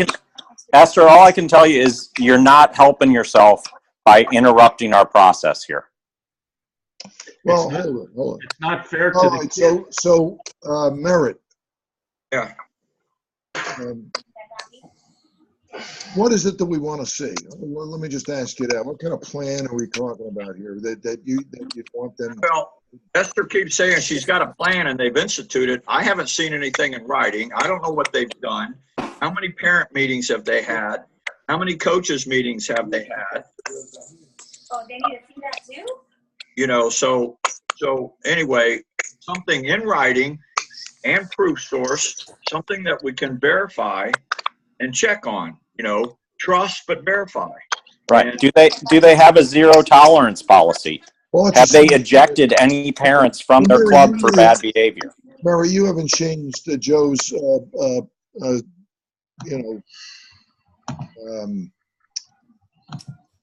what's the word I'm looking for?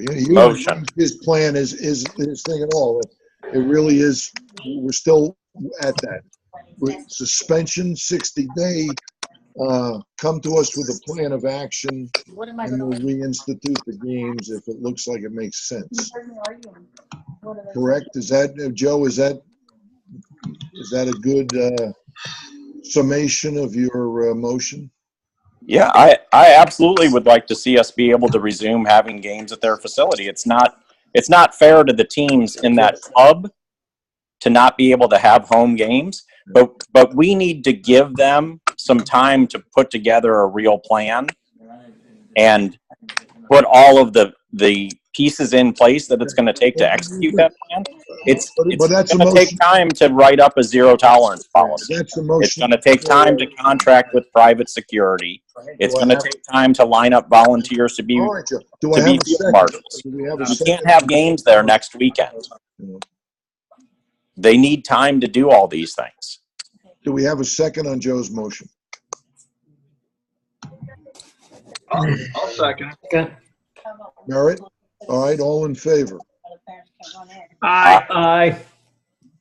Kai, aye. Aye. Alan? Aye. Mike? Aye.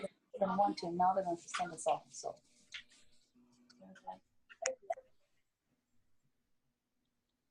So, I don't understand. Merritt? So I have this correct, Paul? But we're gonna. What we're saying is a 60-day suspension plus a plan of action going forward to have. Yes, Joe's motion. So Joe is an aye. Yes. Kai's an aye. Yes. Alan's an aye. Merritt's an aye. That's 4, and that is a majority of this quorum. Okay. What is the motion verbatim so I can write it in the minutes? Home games are suspended. For Minnesota for the 60-day suspension of any home game. Reinstatement pending approval of written plan for improved security at future home games. Sounds good. Okay. Anything to do with the coaches' meetings and parent meetings? That'll be part of the plan. It's up to them to come up with their plan. If they'd like to talk to us about what we suggest, we can do that offline, not part of this meeting. All right, so that's it. Done. We're done with this one. Now this is across the board. Yes, now you realize again, we're gonna have to go back into, with Sherry and Greg, back into all of the schedules now. Whatever they have as home games need to be pushed back for now, and then they can be rescheduled. They can be rescheduled for the same time at the other team's location, or they can be pushed back into the second half of the season They'll either be as home games for Minnesota. They'll either be I've got something rescheduled. now. The other teams don't have to agree to the reschedule. That's correct. That might be the problem. So you may end this club. This may be the beginning of the end of this club. Yeah, and that's kind of, I'm sorry, but that's kind of the feeling. Because I would have proposed a senior team sanctions, demand security at the field for the junior teams, so that the end of this club would not be there, and the fact that the rest of our members do not have to reschedule the games. They can disagree to reschedule the games. Well, we've already passed the motion, and if we have clubs that are uncooperative with rescheduling games, we have a method already to deal with that. So if another club is going to be unreasonable and say, I refuse to accept this as a home game, and I refuse to accept it as a rescheduled game later in the year, then we have a way to deal with that. What is that? We're not imposing a death sentence on this club. Nobody wants to do that. How many matches are we talking about? We're going to start November 1st. We're going to let 1 week go so we can get this organized. No, what if something bad happens in that week, Paul? No, I'm not worried about being sued for that, Joe. Really, your concern isn't mine. I'm more concerned about what happens. The actual rollout of this is you've got someone, not you, but someone. If we do a lot of work this week. And Paul, if we had a hurricane next week and every game on the schedule got postponed, we could handle it. That's right, because all those games have to get made up. I don't have to agree. I think Mike's point, Mike. That's 1 week of games. You're asking for 8 weeks of games. Well, you don't play during Christmas, correct? Yeah, but they're not all home games, and it's a small number of teams. So, Joe, you're suggesting that we for the teams that have home games in Minnesota, that they are required to reschedule them on their. Well, they're required to be reasonable. They can either accept it later in the year, or they can accept it as a home game. They're required to be reasonable. Yeah, but that's our reasonable doesn't mean they have to change a match. You know, right now, if you ask me to change a game and say I can't, you're required to play that match. Right? Okay. Well, I'm really not inclined to do this for another 2 or 3 hours. A motion was made. The motion was passed. Now we need to deal with the logistics of what was passed. Yeah, well, that's what I'm trying to get straight now. So when we tell the other clubs this, we've thought about it, or we've at least come up with a solution. Greg, can you mark these Minnesota home games postponed in the schedule? We can go find them, yeah. Yeah. So as of right now, they're postponed pending reschedule. We would still need probably a week and a half to 2 week notice by the time we get a hold of every referee and get confirmation back from the referee and from the clubs. You know how the clubs are when they get emails and stuff about soccer, it takes them forever to reply. Right. So the other, okay. Esther, just as an FYI going forward, when you have these meetings with your coaches and parents, have you looked at the first 4 pages of the FYSA Code of Conduct for parents and coaches? Oh, yes. Yes, I'm very familiar with them, yes. So please keep in mind and please impress upon them that at any time, a coach can get a 2-year suspension. I assure you, Greg, you and I have been in communications for quite a while, and I assure you, I have really instilled it and really been on my parents and on the coaches. So, you know, you and I have been communicating back and forth. I understand that, but apparently the parents don't understand. That's all I'm saying is just cover that with some urgency, that portion of it. So, Greg, are you saying November 3rd? November 3rd will be the start of this? Everybody agree to that? If that's what you direct, yeah. That's what you're saying, Well, yeah. I think that's, if it's going to take a week and a half, I mean, we're already. Right. So November 3rd will start the no home games, correct?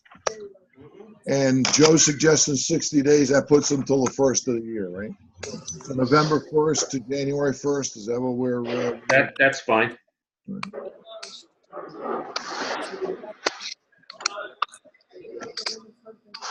All right. Next issue. Okay. All right. Okay, so we're done, and we need to go on to the other board stuff here. Let's that. I lost you. You still there? I'm here, but I can't see you. Huh. Wonder why.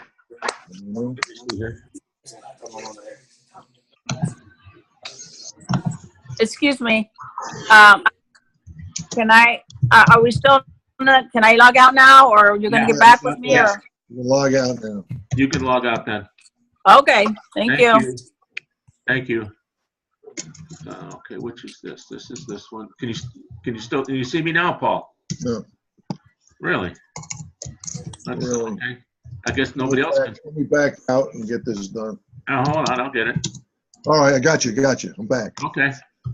All right, let's get to the next guys, and let's get through them, huh? Okay, hold on. Let me get that stuff up here. We're all square as far as that goes. November 1st to January 1st, no home games, and we see some sort of plan of action from them as to what they're going to do. Okay. Okay, the first one that's there, Celtic, game 224. There's about 3 games in here that all come under the same heading, so you can knock off 3 at once, if you so choose. The 224 was where the Celtic and or Citrus United, where the coach had a brain fart or a blowout or whatever you want to call it, and went ballistic. It was a concussion protocol issue that should have been followed that wasn't, and he went a little ballistic, started swearing at the referee, blah blah blah. Referee asked him to go off. He said some expletives, and I think we ended up 3 games, Paul. Okay, so what do we have it on the agenda for? Just want to make sure that going forward, that we have a matrix that would that takes into account FYSA and USA bylaws, where if a coach pulls a team off the field, there's kind of a matrix there that says, well, okay, that's 1 game for pulling them off, 1 game if there was abusive language, okay, and Nah, I don't like that. I mean, we can just do this. This guy pulled his team off because his kid wasn't. Did this guy pull his team off the field? This guy did not pull his team off the field, but he Okay, was. so why are we even talking about that? Okay, well, I just want to we say gave there's him 3 games because he was abusive to the ref. Right. Right. Good. Okay, just want to make sure you agree with that. Yeah, That's yeah. all. Well, during the week when we have these things, normally you're checking with all of us anyway at that point. Right. You know, between Merritt and Kai and Mike, they know the rules. So we got to try and stay within the FYSA guidelines. Right. One of the problems with this thing is on this protocol is nobody knows where it is or has read it, and the center ref is the guy that's got to look at the kid and decide if something's happened or not. Agreed.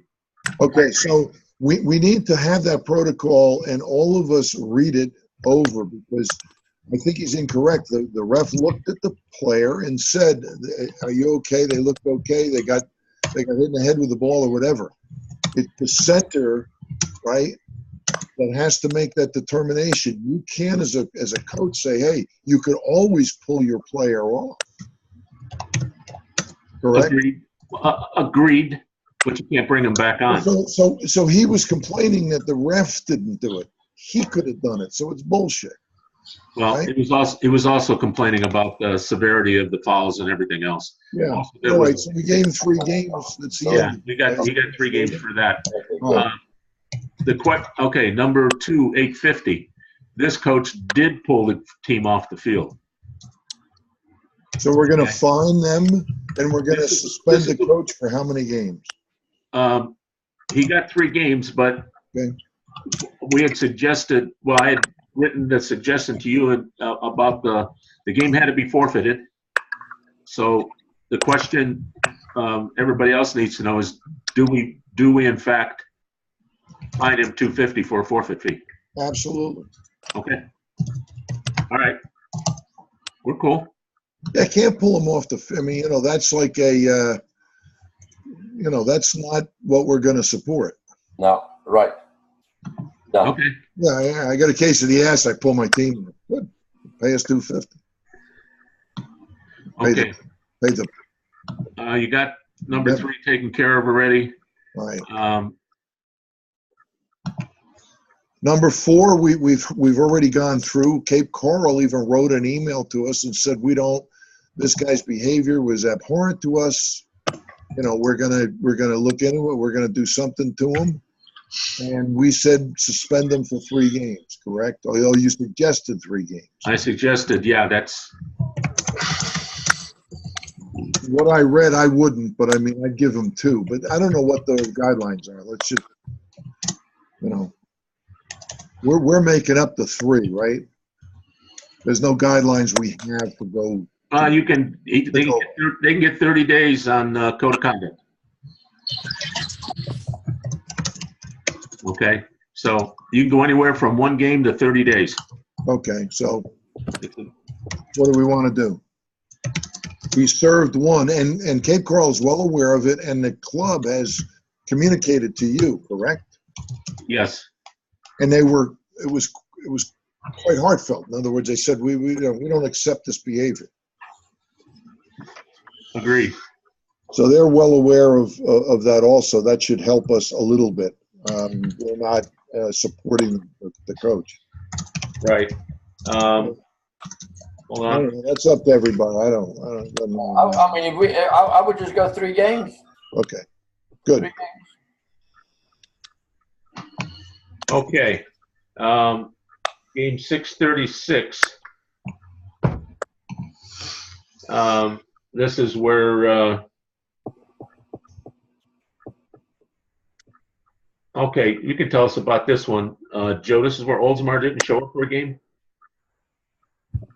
Yep. With, there was some confusion as to what was rescheduled when? To my knowledge, nothing was rescheduled. Okay. All right. And obviously, Fusion thought that there was a game rescheduled. That's why they didn't show. I've got nothing in, and that's the thing. I've got nothing in the game notes here other than the away team failed to show up. Oh, I'm speaking on behalf of US League because this is a USA conference call and I'm a board member. Yeah. Take away the fact that I'm affiliated with that club. I think that it should be handled as a forfeit. And if they do end up rescheduling the game and playing the match, then we can consider if we want to refund their fine. But we should follow normal forfeit procedures and until the game is rescheduled. And why wouldn't this be a forfeit? They just didn't show, right? And they said, well, we thought it was. Called the night before. They called it like 10:30. So that's a forfeit. Why is there any question? Didn't have enough players. Well, it doesn't matter. The original reason that there's a question is because neither team reported it as a forfeit. Somehow a game report got turned in that made it look like the game was played. From a referee? No, that's I don't know. Somebody populated that game. How is that possible? Indigot Soccer. Referee can do whatever he wants. I don't know who did that. They did it by mistake. Maybe they had the wrong game number or whatever the case could be. But if you want, what I can do is I will write something to both teams and tell them they have 10 days to reschedule the game, or Fusion forfeits and pays the $250. No. I mean, Joe. If Joe is saying that they only got the information 10:30 the night before, and they never showed, and the reason was they didn't have enough players, it's a forfeit. Yeah, that's a straight forfeit. It's a straight forfeit. You got it. I'll notify him. Greg, you've got it backwards. It's not Fusion that's forfeiting. That's Oldsmar. Oh, that's Oldsmar that was forfeiting? Okay. Well, it was an away game at Northport then? Yeah. Correct. Oh, okay. Yeah, I mean, we just had something. It's a forfeit.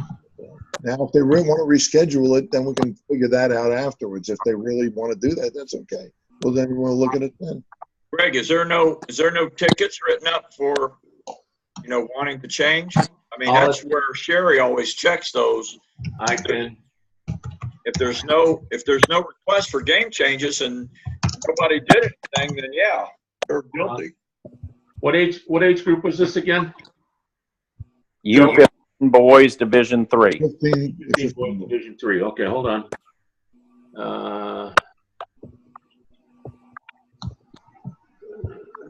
Boys.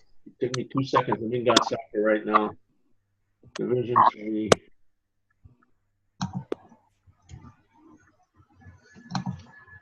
Okay. Let's see, this is Oldsmar and Fusion.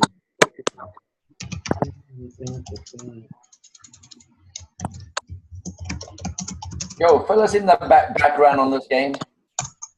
The funny thing is I have nothing in the chat.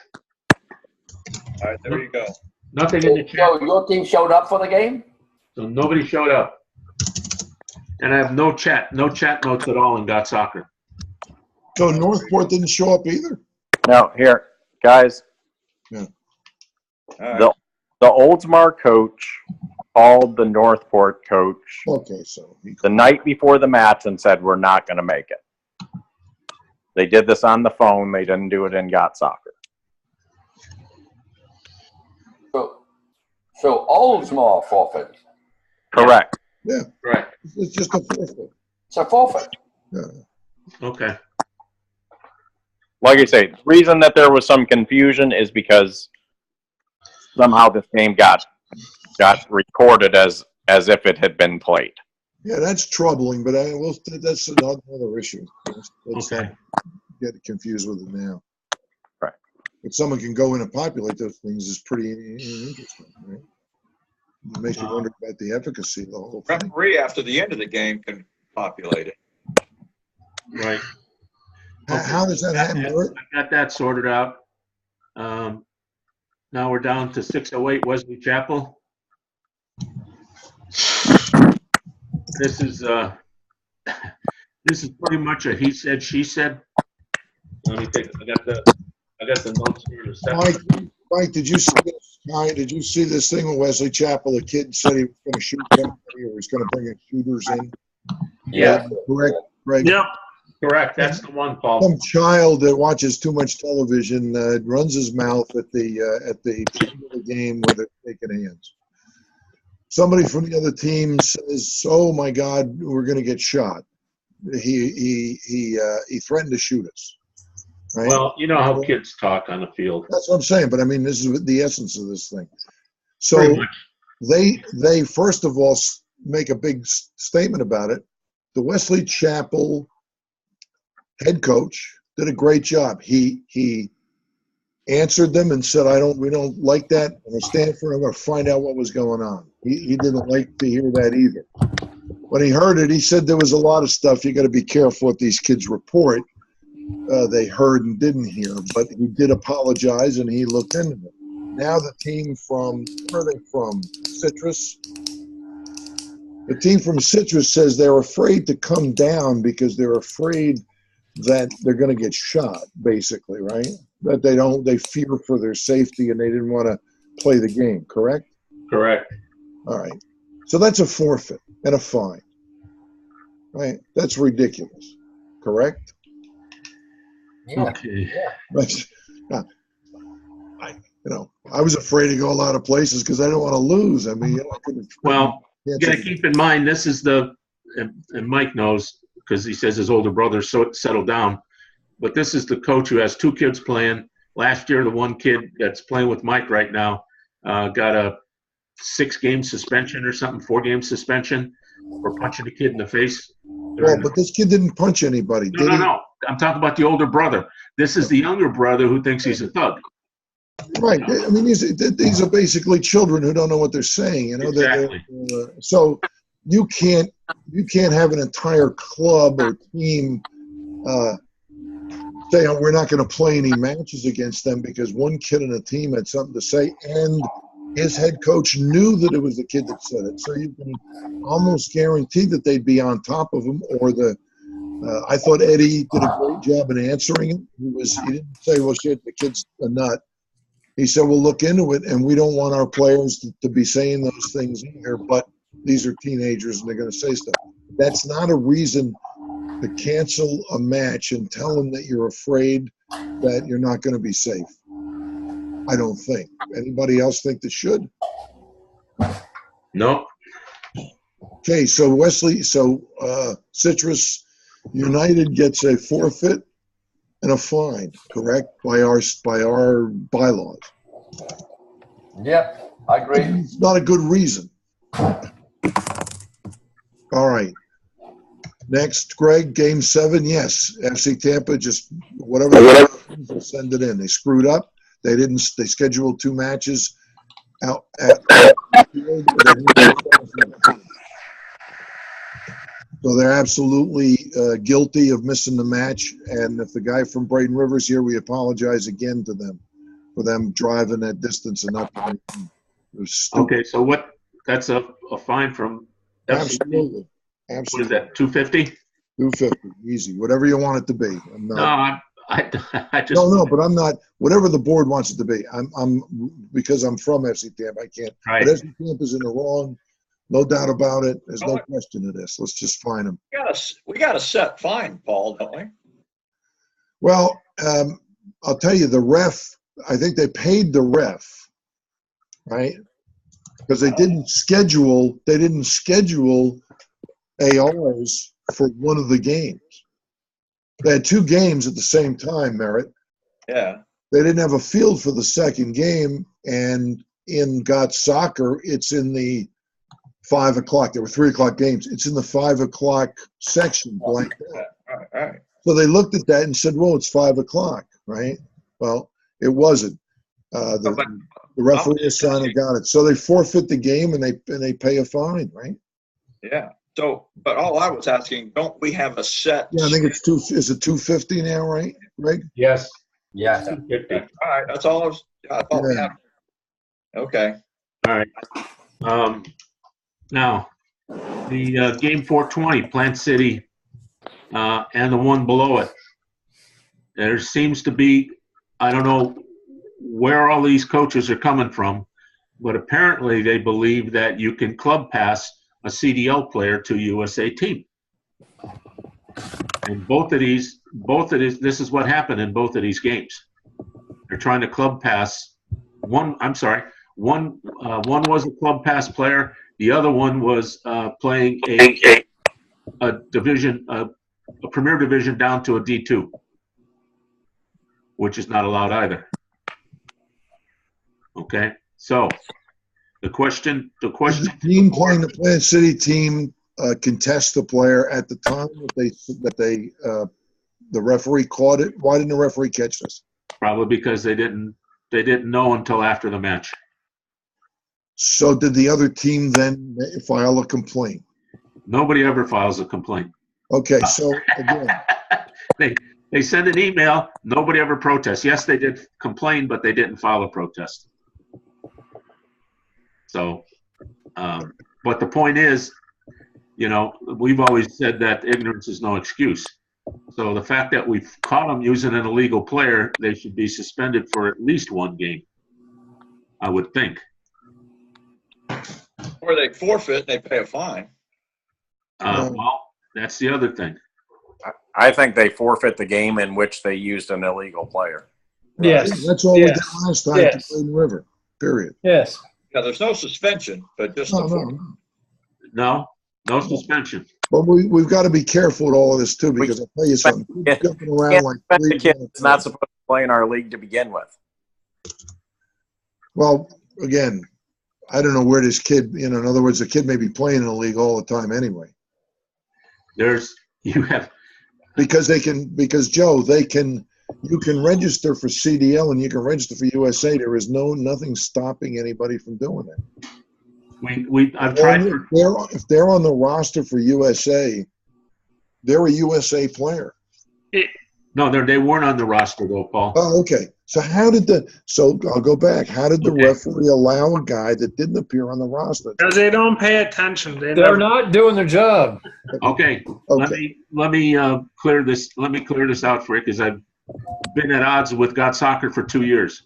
Here's the deal: because CDL and USA are both FYSA teams or leagues, okay, it's that player, as long as it has a valid player pass number, is going to be like it's on the roster. They don't do a roster check for ineligible players. They look at what's on the roster, and the game card is printed from what's on their roster. Do we have the CDL roster? No, but they have a valid FYSA player pass, and that there is no edit that prevents them from doing that in our league. Well, I'm saying, this kid, was he on the roster when the ref checked? So he checked in a kid that wasn't on the roster. Yes. He was in as a club pass player. Okay. And they're allowed to do that. Well, okay. Because there's no edit in God Soccer. And like I said, I talk to these guys monthly, and they still won't put an edit in for us. So how do we know that he wasn't on another team in Plant City? Well, he wasn't on another team in Plant City, but he played for a CDL team in Plant City, not for a USA team. Is he a club? Is he a player on the Plant City roster? A roster? On a Plant City roster, yes, a CDL roster. Did you get the roster? Sorry? Do you have the roster? I had God Soccer look and see where this player was rostered to, and he told me CDL. The team they're playing with is a CDL team. Correct. It's just like the Braden River one up previously. Mike, how is that possible? I got no idea, buddy. I got no idea. There's no edit. There's no end to this. There's no end to it. Until God Soccer puts an edit in that says. Yeah, but God Soccer has it. I'm saying right now, you're gonna have to check, Greg. You're gonna check every roster now, for all the club pass players. But we didn't want to do that. Well, that's what I'm saying. If you're gonna do it with this guy, we got to start doing it with everybody. I mean, as long as somebody complains. Did someone complain about this? Someone complained, but they didn't protest it. Well, a complaint's a protest. No, it's not. No. No, it's not. You're right. You sent an email. That's one thing. Sends an email. Says, But if we as the league know that it brought to our attention that the rule was broken, we can't just look the other way. no, but they No, also have that's the point. We know about this one, Kai. How many other ones are like this? tons. Tons of them. Hundreds. That's what I mean. Well, we don't check every club pass player every weekend. You Well, know, the other- should we not, if somebody emails us, should we not say, well, you have to protest it so we can act on it? Well, we can act on it because we know about it now. We know about this one. No, that's what I'm saying. So everybody can just have to write that in emails all the time to us and just say, look. Well, that's. I would think that's not. They're really supposed to. Aren't they supposed to say something to the ref right after the match? No, before Okay. the match. They should be doing this before the match. Well, how are they emailing How us? would you know before the match that they're going to You put somebody illegal? Well, Right. you don't. That's the thing. You don't. Well, you can. That's can ridiculous, and that's ridiculous, right? Yeah. Oh my God. Is that an FYSA rule? I mean, that's absurd, right? Yeah. What do you want me to do with number 9, Steve Wolf, that thinks an A-team Premiership player can play down with D2 or D3? What is that? The 17s? Yeah. All right, so they're on a roster we have, a USA roster. Who's on. Yes, they play on an A-team, and he coaches a Division 2 team. Well, That's a straight forfeit right there. Yeah. Yeah. And What do we I? have that. We have those rules. What do we do for the coach that knows this and still uses the players? Because this is not the first time, Paul. He's done this twice. I I'm not checked it at soccer. You guys want to sanction a coach? I'm not interested in it myself. I want to get the player forfeit the match. That should stop them. Right? Wouldn't make a difference anyhow. They lost handily. Okay. Oh, they lost the match. They lost. What did he say? What are we doing? What are we doing? They lost the match anyway. But Well, hey, tell the coach. I get it, Paul. We get a complaint from the other team that says they know that they're using illegal players. Well, obviously the illegal players aren't helping. Yeah. And I'm coming to you saying, So we should send the coach an email and say he's a fool. Well, Liverpool should be doing something about it. well, Liverpool isn't going to do anything about it unless we. Well, it's a forfeit and a fine. If we're going to turn a blind eye, so will they. They don't care. Well, no, this is a forfeit and a fine. Oh, okay. A forfeit brings a $250 fine. Okay, that'll work. Forfeit. I mean, that should wake them up, but you should tell them also, say, hey, you keep doing this, we're going to keep fining you.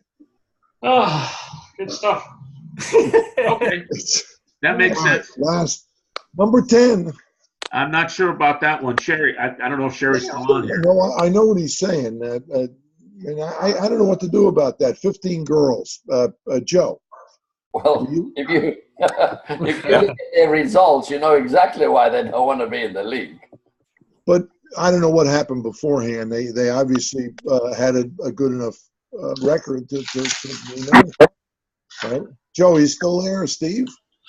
What's the question? Did they volunteer to go to D1 at the beginning of the year? No one was forced to do anything. Exactly. Well, you were there at these 15s. This was a team that was pretty good last year, obviously, if they could stay in D1, unless you only had Who's the issue with? I'm not aware of the issue that we're talking about. Dynamo girls want to leave the league, under 15 girls. They said they never wanted to be in Division 1, and they were getting killed, and the girls are all disheartened, and we're going to lose the entire team. Yeah. Well, they were present at the meeting, and they agreed to it. I understand that it's not working out for them, but they were present at the meeting, and they agreed to it. Do you remember these guys at all? Yes. Yeah, they were physically present at the meeting, and they agreed to it. They were one of the top 2 teams in Division 2 last year. Okay, so and they moved up to Division 1. Yeah. And it's not working out, but they weren't forced to do it. Yeah, there's always someone in a division normally that's taking some lumps, right? Well, how many more games have they got? How many more games have they got? Not too many. I mean, that's kind of what I'm thinking. If they, They We got can't 4 or 5 reschedule. games. We can't reschedule them, Eric. Well, they got 4 or 5 games. So club pass some players that can help them.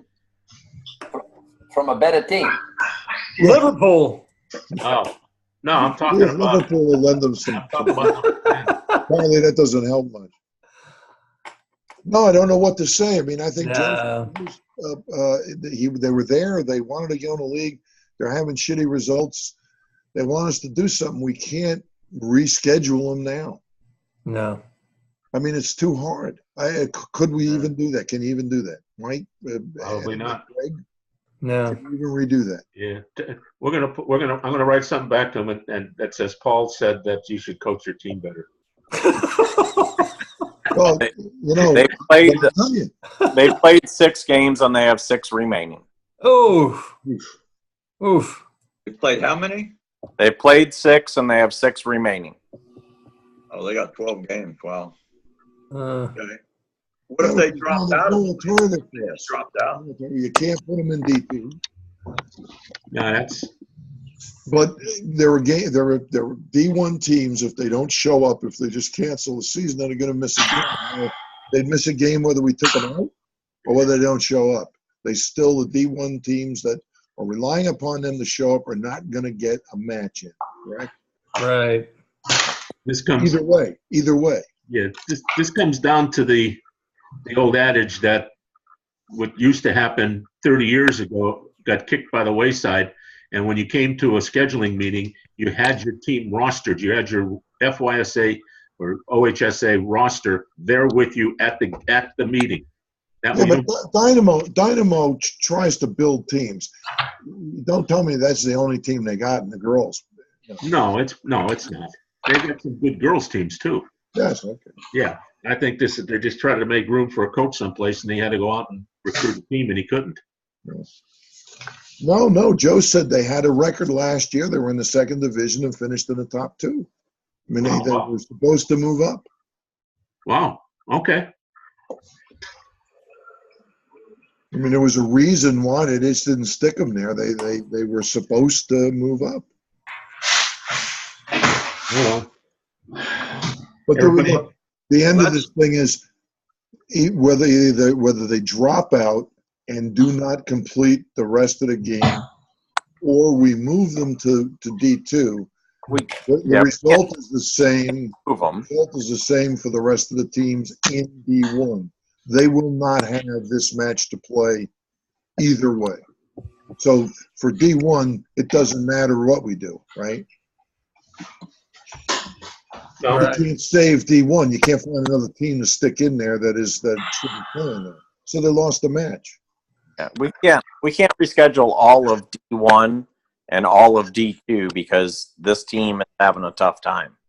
They've got 3 more games before the break, and then they've got a couple months to practice, train, and get better for their last 3 We're assuming, I think his thing is that he's not going to play anymore. That's basically what he's saying. The girls are not going to keep playing. Well, there's a forfeit and a fine. No, I know. But I'm saying that's 6 forfeits and 6. Doesn't help. That doesn't help the problem of if I'm waiting to play another match. Tampa Dynamo doesn't show because they ain't in the league anymore, right? No, whether we reschedule them, Mike, or we let them, we just let the problems, fester and see how long they'll play. Either one of them, we get the same result for D1 teams. It's not good. We can't help that. In other words, there's no avoiding that no matter what we do. So why do something? Why try and bust our ass trying to reschedule it? It's not going to work. Unless you guys want to, but I mean, I No. No, you'd be just replacing all of the other teams.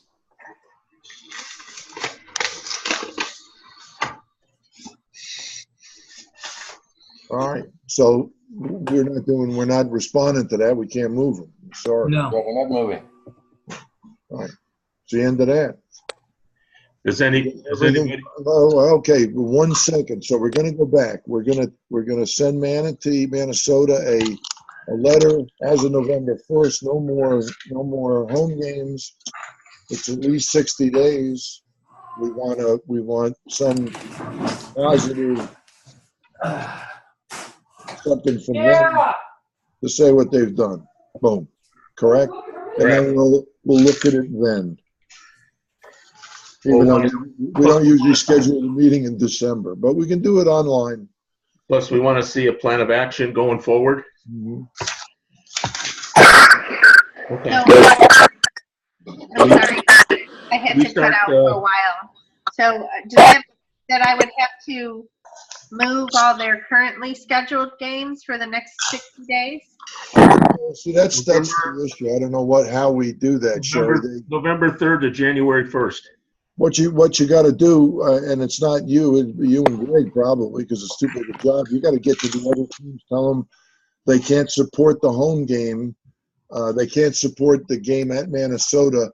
Can you schedule, put a game in at your field for that day? See what I'm saying? Right. So we need to move forward with that. Are they Yes, expecting? They know this. Was that decided when they were on the line? Yeah, we got 2 weeks basically. You still have 2 games that'll go on. Hopefully, no one gets killed in there in the meantime. Is it just senior games or all their games? All games. All games. Okay. Yeah, because it's all their games. Starting with November 3rd weekend. So according to her, Sherry, we got 1, 2, 3, maybe 5 teams. 5 teams that are affected. 14s, 13s, 12 girls, and 10 boys. But that involves how many matches? 7 matches, right? I'd have to look. I'm not sure. 2, 3. You're not going to play the 17th. Are we scheduled the 17th before Thanksgiving? Well, who knows? With all the changes, probably somebody did. Well, but we didn't. In other words, that wasn't a game you scheduled people for that Saturday before Thanksgiving, or did you? The one before, I don't recall if that was on Yeah, the we probably calendar. did. I have to We look. probably normally do. So there's 3. That one's not. There's 4. Right? There's Hey, Paul. 6. I'd say 6 matches, my guess. Hey, Paul. Yeah. Is it too late to put 2 words in for not about Minnesota? I know we've kind of beaten that to death really hard. Is this Barry? Yeah, this is Barry. It is too late, Barry, but it's not too late to say something because you probably got a better view of the situation than anybody on the board. See, it's not the park, it's the parents. I know. It's the people. It's the club themselves. Yes. Moving these teams around from one park to another park to another park is not going to remove the problem. No, the way I view it is it's punishment, right? It's not a solution. There is no solution, Barry. No, there isn't, because they behave. I run the Braden River rec program, and we invite Minnesota to play in our program. They behave terribly. Terribly. There has to be consequences. I agree. There got to be consequences. Well, I agree. we're at the beginning of the consequences, Barry. In other words, here's the idea. I think this is maybe a slap on the wrist this board has ever done, other than throwing teams out of the league. But I mean, right. So if this doesn't wake them up, which we know en masse it's not going to, right? If this isn't cold water enough to say you're on the verge of never having a match here. Mike's right. That really basically undercuts the entire program. Now what happens? Now her argument is we lose all those kids. I don't think so. I think if they can play, they'll migrate somewhere else, and they'll migrate to a well-regulated club where they can act like that. They won't, because most of those kids, number one, can't afford to play in a well-regulated club. That's the problem. And the Where- problem is also, what else is in the area down there where they could play? I'm not too familiar with that part of town. I don't go there very often. I'm going to be honest with you. I don't know. I really don't know what Barry, the other thing is they've had at times some spectacularly good teams. Oh, their quality of play is very good. The trouble is, that's not the problem. Yeah, I know. They bitch and complain about every call a referee makes. Yeah, no, I know. It's just referee. I don't have any problem putting referees there. They do it because I assign them and they can and they go. I think a lot of them don't want to because they don't want to. No, I got you. You know what I mean? And like I said, it's not the park. They come to our rec program. They yelled at a 13-year-old girl because she went and talked to the center referee about an offsides call. They overturned it, and they went ballistic. I had to go over there and tell the rec coach. And I saw Esther was there Saturday, and I spoke to her. She is just blind to what's going on. Well, no. I mean, I think what we saw tonight was the same thing. But the people in the background are saying they did it first, and they're all. How come we can't do it? And it's exactly they don't think they have a problem. That's the problem. That is the problem. They could play in the league that's in Fort Myers. It's not like we're the only league that's in the area. Okay. Yeah, I don't know. No, I'm just saying that that we're exhausting all. It's not like we're the only option for them. If they don't want to comply with our rules or what we have out there, I don't think you can. They don't want to comply to any league's rules. They don't comply. Yeah, this is the religion. We're talking about a rec. I mean, I know this is not part of the thing here, but we're talking about a rec program, and they treat games like it's a World Cup soccer game. It's really terrible. And it's not up to me to whether to allow them or not allow them. It's GM, Brendan Moriarty. He allows them to play. Me personally, I wouldn't. It's just. Where does he allow them? Into your rec program so they can get some play? So the kids could play. I mean, it's all for us at Braden River. It's all about allowing the kids to play. Yeah. Well, you don't need to. They don't look at it that way. They want to win. Win at all costs. They don't care. That's the problem. Well, and the coaches are no better than the players and no better than the parents. Coaches, I had talked to a coach last week, and he says to me, "I can't control my parents." Yes, you can. You have to try. That's what Esther essentially said tonight. We can't be responsible if someone else is on the field. Well, you can. Well, I don't think they are. I agree they can't. That's why you're going to end up. Look, how this is going to end up, Barry. I'm 90% sure. By the time another year goes by, we're not going to have them in the league. And I think it's terrible that we don't have talent that's available there. Some of the kids in the league, but we can't keep sending people there for that environment. But if you're going to send those teams to different parks, it's not going to make a difference. You're still sending the team with the parents somewhere else. To you're absolutely right. But they'll know that they're not that their behavior is so bad they won't play there. If they don't, you know what? You can send them to Yankee Stadium to play. They won't care.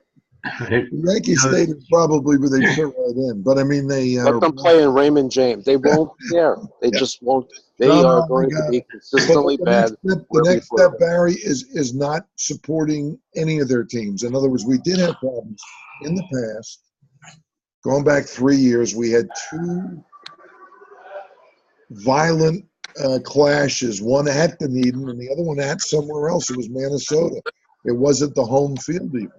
But that's how they got on a shit list. This is the 6th time we're doing this. I keep telling Megan we need to do it We need to put these in a folder so when Esther says, now she admitted tonight at least to say you're right. It did happen. Well, she says that all the time. She says it to me. Then next year we need to deny their applications. Yeah. I mean, Well, we've that's spent, what we I'm spent saying. 3 hours on this tonight. It's Well, yeah, it's important though, Joe. It's not this is what you do. This is why you're on the board. We're eliminating the club because of their conformance. The first time we've ever done this. So it shouldn't be done because two guys got a case of the ass and they don't like them.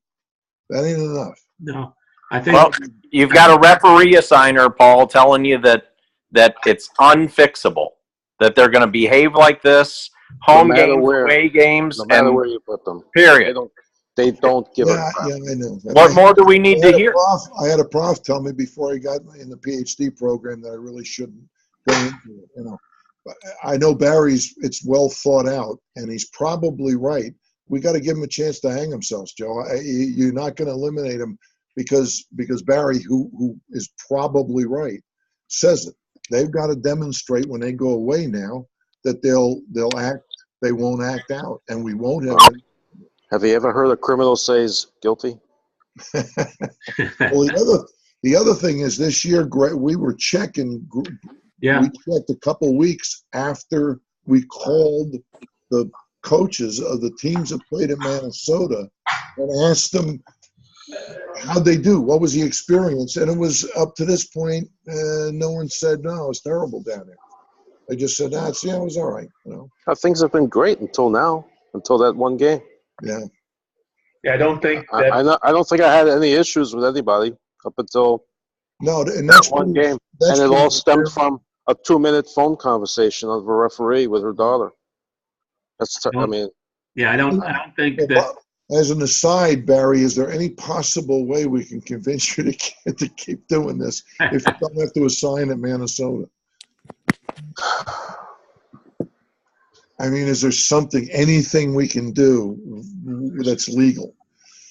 For what? To keep me assigning games? Yes.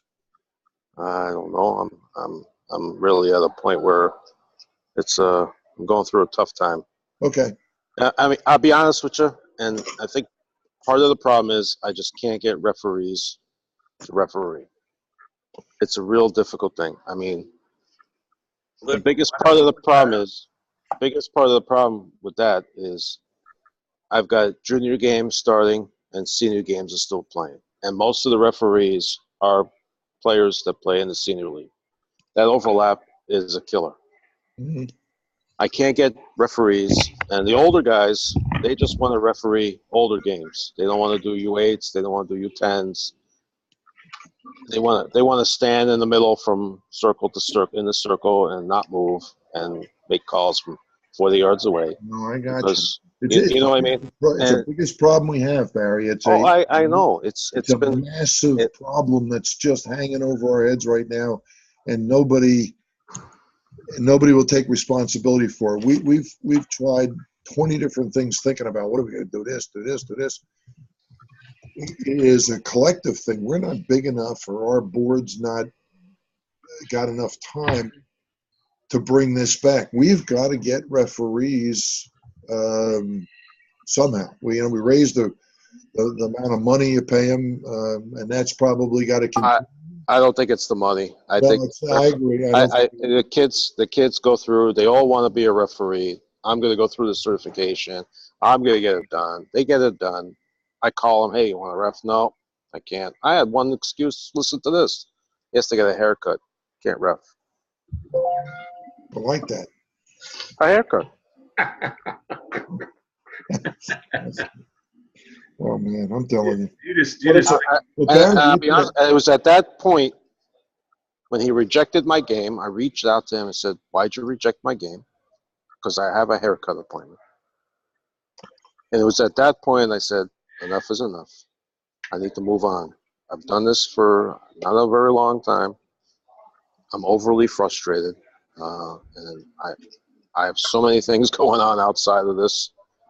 Something had to give. I coach a U12 girls team. As a matter of fact, on the 27th, my team plays at Minnesota. What date? The 27th of this month. Oh, so you actually are going to go down there? Yeah, we'll go. I mean, we'll play because the park is not the problem. Yeah, yeah. Well, but don't you think? I mean, being And at guess home what? doesn't I'll get- assign a referee who will handle the parents. Yeah. And the the spectators just have to be handled. But Barry, Then don't again- you think that people at home, there is a little bit more license when you're at home? You're a little more relaxed behaviorally than if you go somewhere and act out. No? Paul, they don't give a shit. To be, and that's as polite as I can be. They just don't. It You don't have to doesn't pull matter. punches with me. I'm from, I grew up in a pretty horrible place, and it's nothing you can say to me that. I'm a New York City boy. So Okay, well, I grew up in Patterson. I went to there you go. school in Not too far away. Alabama. Yeah. Jersey. You from Jersey? So I get it. I mean, but it's a shame, and it's really this referee thing. Someone a lot smarter than me is going to come up with some solution, but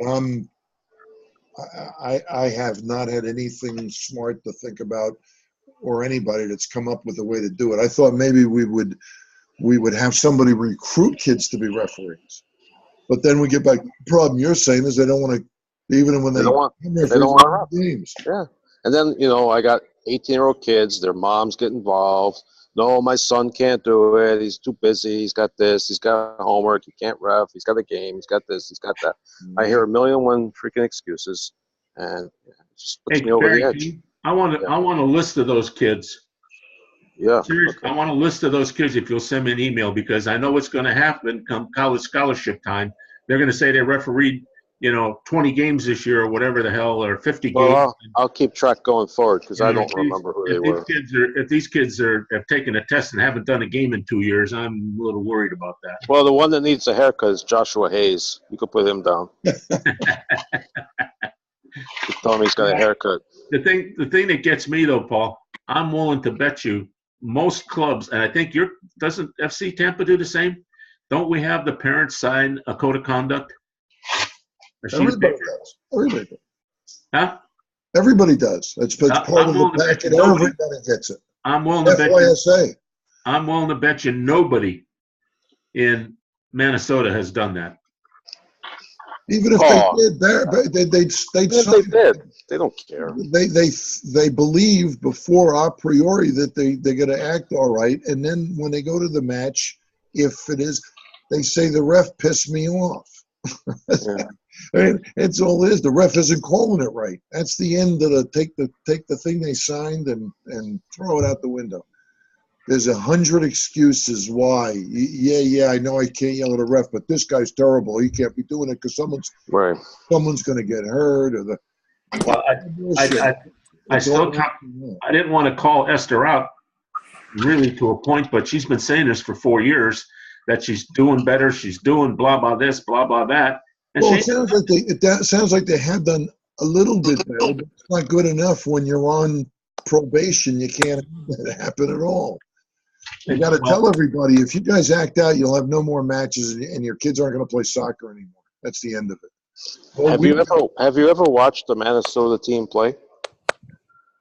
No, have you ever stepped down as a league down to Blackstone Park and watched? No, the only guy that was going to go over there, and I think he finally did, was Mark.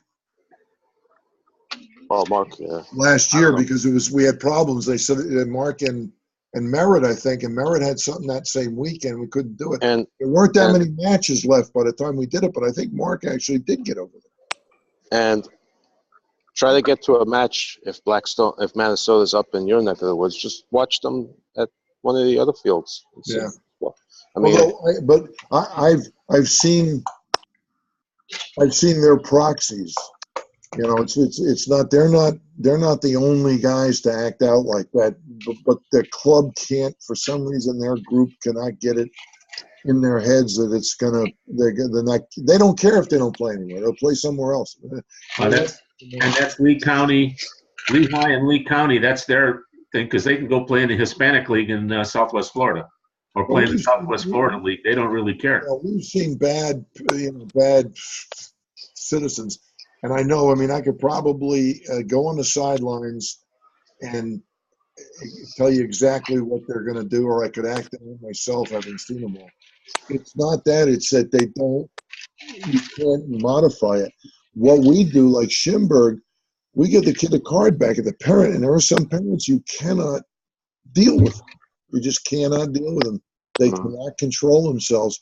And, you know, we routinely now give them the card back. Say, here, we love the kid, but can't have this. It's too much work for us. Right.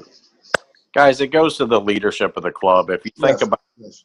the letter that we got from Cape Coral over their problem, they took ownership of it. They Yep. apologized for it. They made the coach apologize for it. And then think about what we heard from the leadership of this club tonight. It's Right. not our fault. It's the other parents. It's not our fault. It's the referee. It's Right. not our fault. It's the Parks and Recreation. Blah, Right. blah, blah. I agree. It's I agree. And all then she has the peanut gallery in the background. Yeah, I mean, but it's an indication that you can't. It's an endemic, and it's a real problem. When board members there will fight for that they didn't do anything. You're really wasting your time trying to get them to do anything. I just hate I know there were kids, there were well-meaning people down there, and their kids playing, they're not acting out, and they're just going to suffer with everybody else, unfortunately. That's really the horrible thing about this. There really are some regular folks that are trying to do right, and the guy that came from Minnesota, Greg, we saw, younger guy, was very sincere, or seemed to be. And, you know, so. The guy last year? Well, we saw him this year, at the beginning of the year. Oh, right. At the meeting. Right. He got it. He said, I get it. The guy from North Lakeland did the same thing, right? Or where was it? We were having problems all the time with this thing. Guy showed up and he said, I got it, you know. Well, the other thing is that they could never vote on anything because they're never at any meetings either. They're at a meeting when we ask them to come to a meeting. Otherwise, they don't bother. Yeah. Well, they're not the only one. No, but I'm saying if I'm in all that kind of trouble, I sure as hell would make sure I'm at every meeting. No, I agree. I mean, I think that Joe's point is well taken. And the guys from, I think, Eddie at Wesley Chapel. Now, she didn't know. No one, see that she didn't get the thing from the referee, which is a problem, right? We got to do better than that. I don't even have anything from him. All I have is an email written. Well, whatever we had, that we should have gotten that to Esther right away and said, Esther, Okay. Take a look at this. I did give it to her. She's got it. Oh, she did get it. She did get it. She got it. I sent it to her. Oh, all right. Okay. So she didn't, her answer is we can't help ourselves. Basically. We're not in control of our emotions. Right. We're not adults. And we certainly can't help them if they can't help themselves. Yeah, no, I get it. Oh, yeah, I agree. Yeah, and It's a they shame. do the same. If we're still talking about Minnesota, I Yeah. talked to one of the coaches on the rec side, and she came out, I can't control my parents. I said, yeah, I mean, whatever. I'm calling it a night. All right. Yeah. Well, no, we're done, Barry. We're just bullshitting now. I know. All right. Thanks, guys. Well, we'll miss you too, Barry. Hopefully we can keep you around close Yeah. in. I want to keep them on a short leash. Guys like you are we're hard to, we can't find many of you, so We I don't want to appreciate that. uh, Thank you. we end up sucking you in to Yeah. whatever we can. Let me know. Hey, Barry, let me know Well, when you think we should get Charlie on board. He's Charlie Clark. Is everybody? Do you know Charlie Clark? No, you know He him? runs Sarasota Spartans. He's Okay. their president. He's a good guy. I've talked to a bunch of refs. They all like him. He's already he already went through the training. He's already passed the test, and it's just a matter of waiting from U.S. Soccer to respond to him as far as his certification.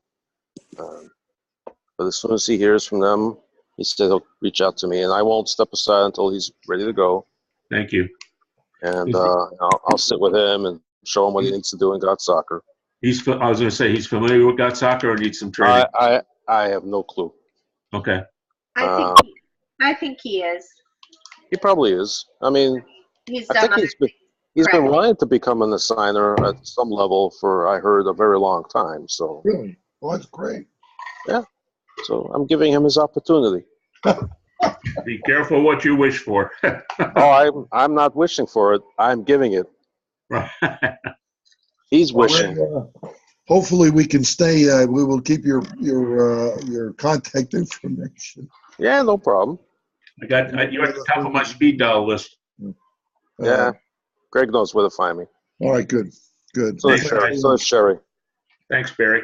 All All right, you're welcome. Thank you. All right, so that's it for the meeting, and we got someone adjourn, make a motion to adjourn. I'll make a motion to adjourn. I'll second it.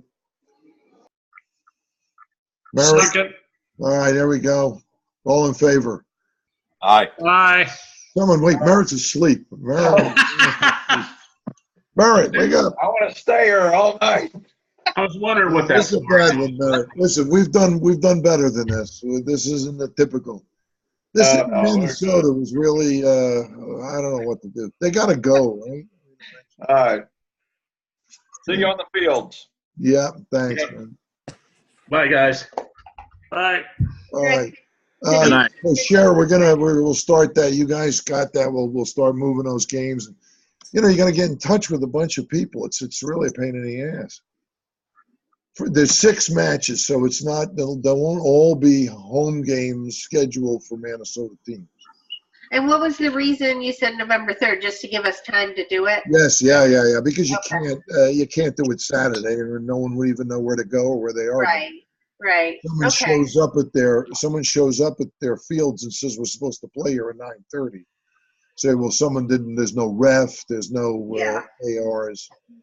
Okay, so basically I'm just going to reach out to all the opposing teams, try to schedule it at their field. As of November 1st, and say it's a special. November 1st through January 1st. Well, yeah. I think it's Okay. November 3rd is the games. I'll take care of it. Thanks. And hopefully they'll, like Joe said, hopefully they'll be agreeable and help us out. Yeah. Just Yeah. hate to hear Barry say it doesn't matter where they go, but I hope this is cold water in somebody's face to say, hey, even the senior teams might have some games scheduled. I don't think so, though. No, they got high school starts in another week. But let's check so we don't have them coming. You know, we have guys showing up at their fields and they're saying we don't have games. You know, we don't want to look like. Yeah, no, I'll check all their games. Thank you. Hey, Paul, high school starts next week. Yeah, but that doesn't say that they won't have a game scheduled. Well, no, I'm just saying they're not going to play 2 games. Play for the league and for the high school. High school coach won't let them play club. Just saying. Does the high school coach even know what's going on down here? I'll tell you, it's a Palmetto coach. The Palmetto high school team is incredibly good. Oh yeah. Hell yeah. And that's got to be some of their kids. I would think the best of them, there will not be a problem financially for them if they had to switch for the best of them. I'm sure they'll be fine. Well, Fred, I'm sorry. Before you hang up, I know you've been on a long time, and I apologize that I had to step away for a little. Yeah, that's okay. Aside from the Minnesota thing, and I can listen to the recording, but is there anything else that I need to take care of? There's a bunch of fines for guys missing games or not showing up for games. Forfeits and fines. That's really basically was the rest of the stuff. And then there's a couple kids. Now, Greg, are we the only ones on? Hold on. I think so. Greg, if you keep pushing this thing, it's going to amount to so much work. And it'll be unfair, and we're going to be forced to check every roster every week. You got to be. I haven't, Paul. One match. Look, they lost the goddamn game. We should have buried that. Okay, all they right. lost the match. Tell the guy, send them an email, say you had an illegal player, man. You can't do that. Because the point someone's going to make, and it'll be absolutely right. If we're going to do that to these guys, do it to everybody. Everybody. And we'll be right back to you. That'll be 2 days of checking rosters to see first of all, you have to find every club past player. then you'll have to run that player down to find out what roster they're on. Yeah, I've only made comment on the two that I got complaints on. Yeah, for you, for us, it's unproductive time because we're just running in a rabbit hole to find some kid who's not good enough to change the outcome of a game anyway. Agreed. I mean, these things you got to use your judgment to say, does this matter? Is this guy using? If they're using them to leverage something to have an advantage on the field that's unfair to our kids, I got it. Okay. I haven't seen one of them yet. The two from Braden River were absolutely ridiculous. They had those girls didn't change anything. They were playing for a D3 team. You know, it had no effect on anything. Well, no argument. I just think that, you're not going to stop. Look, the old days when guys used to load, that isn't happening in our league anymore. It's all going on elsewhere, Greg.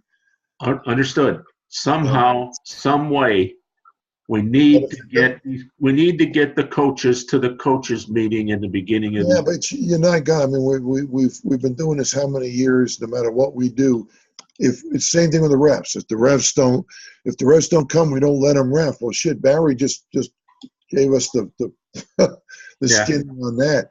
I know. He ain't got enough to start with. You don't start getting rid of them because they don't get to a meeting.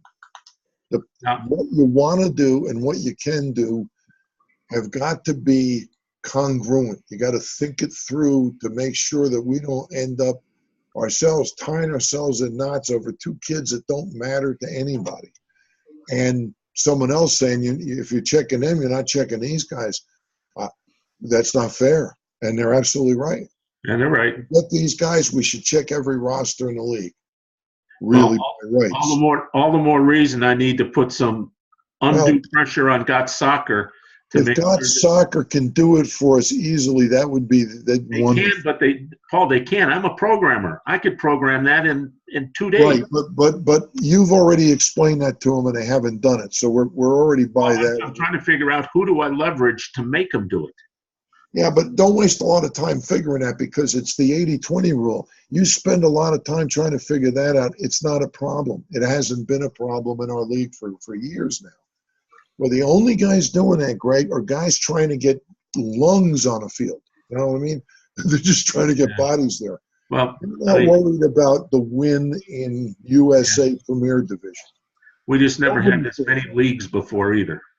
Yes, but I mean, that's what I'm saying. These leagues now are fungible. These kids are just moving back and forth. And if anybody's sandbagging, it's in either CDL or one of the other ones where it matters. Our league is not seeing sandbag teams. The last one we had that was a little odd was a guys over in Pinellas County, and it was before you, and they so. Oh, strictly soccer. It's a rabbit hole you don't want to go down because it's not affecting play. This thing with the refs, that's something to work on. In other words, the time you spend chasing these kids could be spent trying to find referees and things like that. That's vital because we're really having it's a problem. You know what I'm saying? So we're switching. We're worried about one small thing. And there's a monster sitting in front of us, and we aren't doing anything because we're still over here trying to figure out, that's what I'm saying.